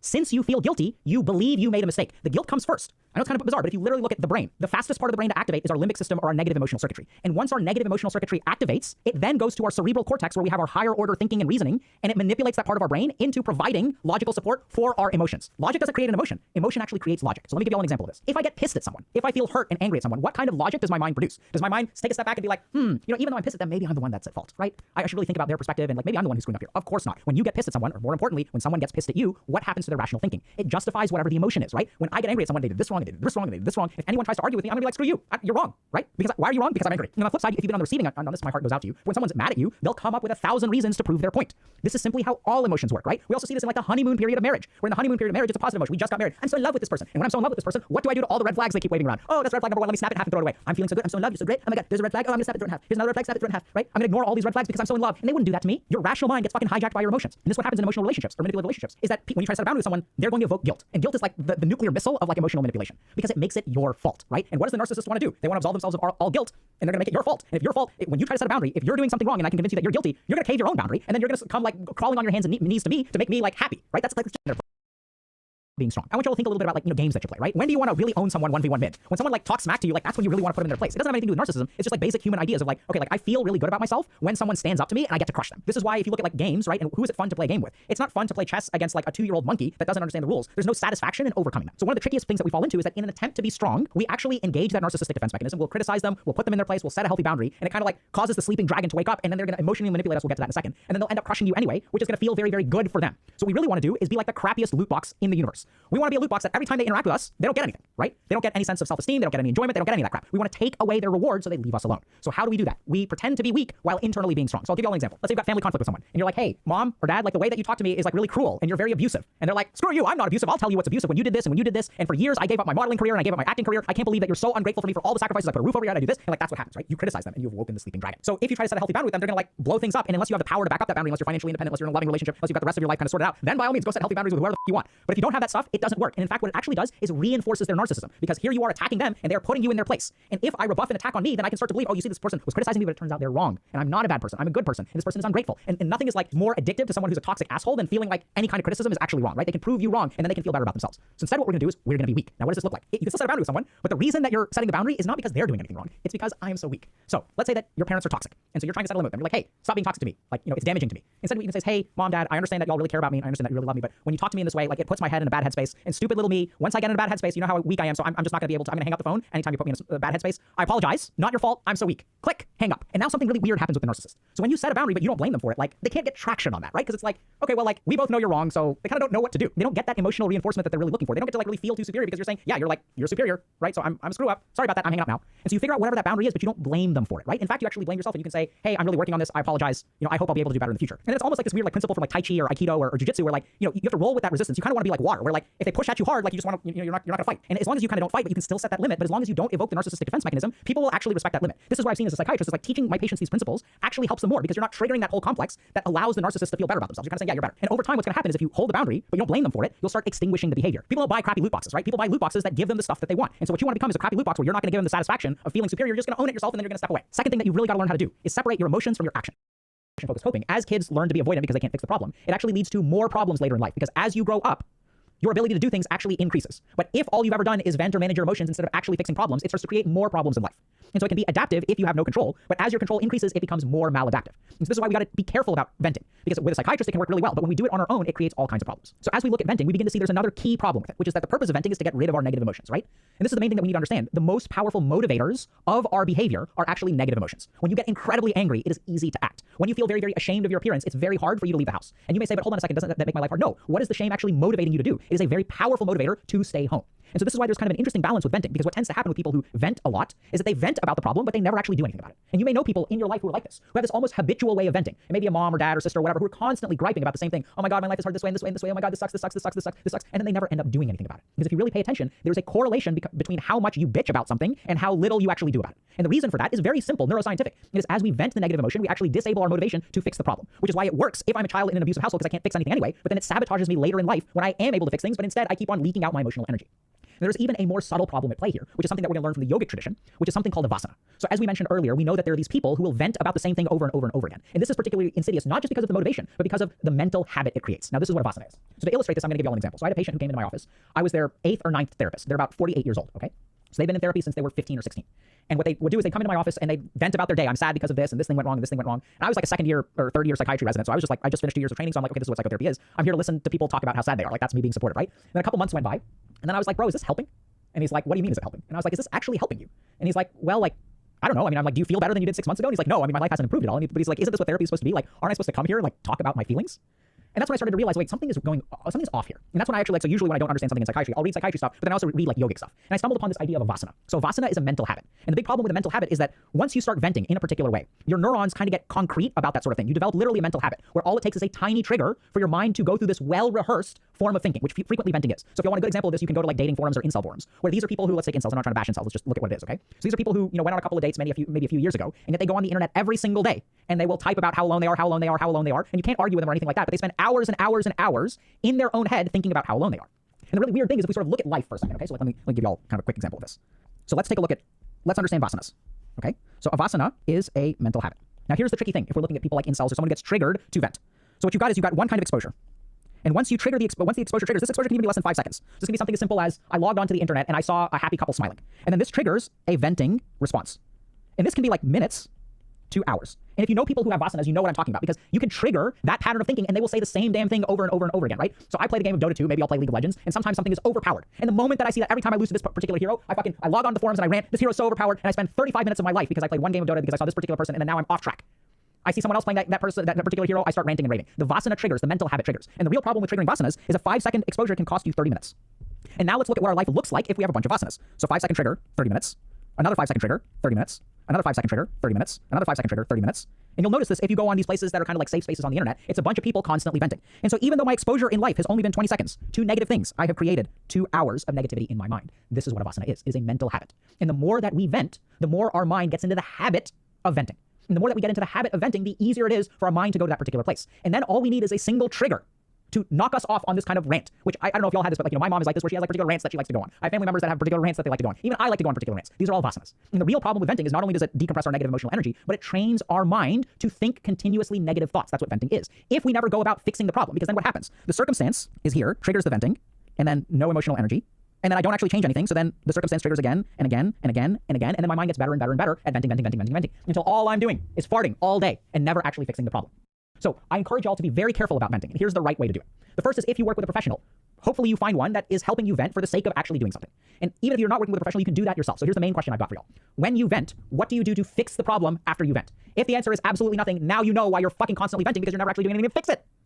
So the next time you vent, do something about it. Do something, even if it's minuscule, if it's insignificant. Spend 5 minutes actually addressing, minimum of 5 minutes addressing the problem that you're venting. And you may say, but there's nothing I can do about it. Stop and think for a second. Oh, my boss doesn't like me. I'm venting about my boss, venting about my boss, venting about my boss. Why doesn't your boss like you? Because they criticize me. Well, shit, maybe you could do slightly better at your job. Do you think that could make a difference? No, I've tried that. It doesn't work. That is a vasana. You see how quickly it jumps up? No, I've tried it. It doesn't work. I've tried it. It doesn't work. I've tried it. It doesn't work. Oh, I see. You tried it. How many times? I've tried it 1,000,000 times. It never works. Chances are you've tried it a couple of times and it doesn't work. And then you started to form a vasana of when I try things, they don't work. And then you get stuck in this particular way. So now we get to the vasana. This is the third thing that you can do. Observe the mental habit of your mind. Observe that when you are in a particular situation, all it takes is a trigger. And then watch how your mind, as soon as you hit the play button, it's like an unskippable ad. Where now that we've fucking strapped ourselves in and we've started this video, we're gonna have to sit through this 15 minutes of BS. And just notice, wow, look at my mind. That's all you need to do to melt the vasana is observe the automaticity of it. So wow, now my mind is off on the track. Now my mind is off on the track. Now my mind is off on the track. Holy crap, let it go. Like let it run its course and watch it and don't stress about it. Now if you guys want some of these techniques of how to observe and things like that, I definitely recommend you check out our meditation guide. We'll teach you about a lot of this mental training. But all you need to do is observe the vasana. So at the end of the day, you'll need to be a little bit careful about venting. Venting can be absolutely healthy if it precedes action. If it helps stabilize you because too much negative emotion is overwhelming. We want to modulate that negative emotion down to where we still have enough emotional energy to motivate to act. This is what a therapist does. But if you don't do this, if instead you just vent for the sake of venting and then you vent again and vent again and vent again, you're forming a mental habit. And then the real problem with that mental habit is that mental habit will make it harder for you to do something because now your body has a habituated response. When this problem happens, how do I deal with it? I bitch about it. So now it becomes harder and harder and harder. It's kind of like, once you train yourself to be right-handed, it's hard to start writing with your left hand. So once your mind trains with a particular vasana of this is how I'm going to deal with this problem, I'm just going to bitch about it, it becomes harder and harder and harder to work with your left hand to actually do something about your problem. So be careful about venting and observe your vasana. And knocking both of them out. And with the house now silent, he smothered Lai with a pillow, thus ending her life. But if this was the case, then how did she end up in the septic tank? Well, Shu had a plan. He had previously purchased several large butcher knives, which he used to cut his wife into smaller pieces. However, this still wasn't enough for him, as he wanted to make sure that every trace would be discarded in the most effective way possible. And so, he turned to the kitchen, and more specifically, the area he had prepared the meatballs in earlier, before proceeding to place her remains through the meat grinder, turning Lai into an unrecognizable mass of flesh that he would then methodically flush down the toilet over the course of many hours. 7月4号的晚上，一家人正常入睡。到了5号凌晨，意外发生了。5点半早晨，我醒了。我醒了的时候你不在。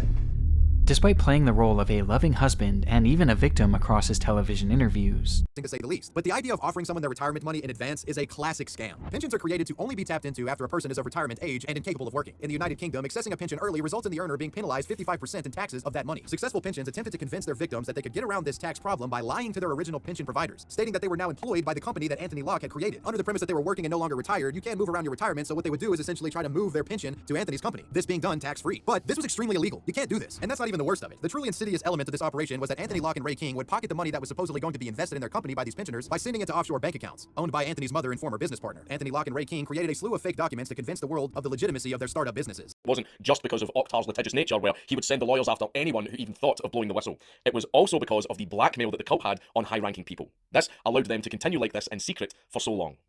But eventually, the government had enough. So, for various crimes, which included leading a criminal gang, sexual abuse of minors, and engaging in political or military espionage, in 2021, the Istanbul court sentenced Adnan Oktar to 1,075 years in prison. You know, a year for each girlfriend he claimed to have, with other members of the cult also being given very harsh sentences by Oktar, so they couldn't leave the cult. Many of them were forced to receive tattoos and then have naked photographs taken of them to use as blackmail. The reason that they had to get tattoos was so that the women couldn't deny that the pictures were of them. Sometimes Oktar would make bizarre demands, like telling the women to shave their eyebrows off in order to humiliate them. And not only had Oktar been forcing himself upon the women, the cult had also been threatening and apparently torturing people in high places in order to make them do what they wanted. Or Oktar would invite government officials or other high-ranking people to one of his infamous parties. He would hook them up with a cult girl and then secretly record it and threaten to send the video to their wives as a form of blackmail. Where have we heard that before? The cult even went as far as kidnapping children so they could blackmail their parents. Another horrible thing that was uncovered was that the male members of the cult would allegedly be elected as champion of the day, week or month, etc. based on the number of women that they had forcefully had sex with. And men with lower numbers would be accused of being gay.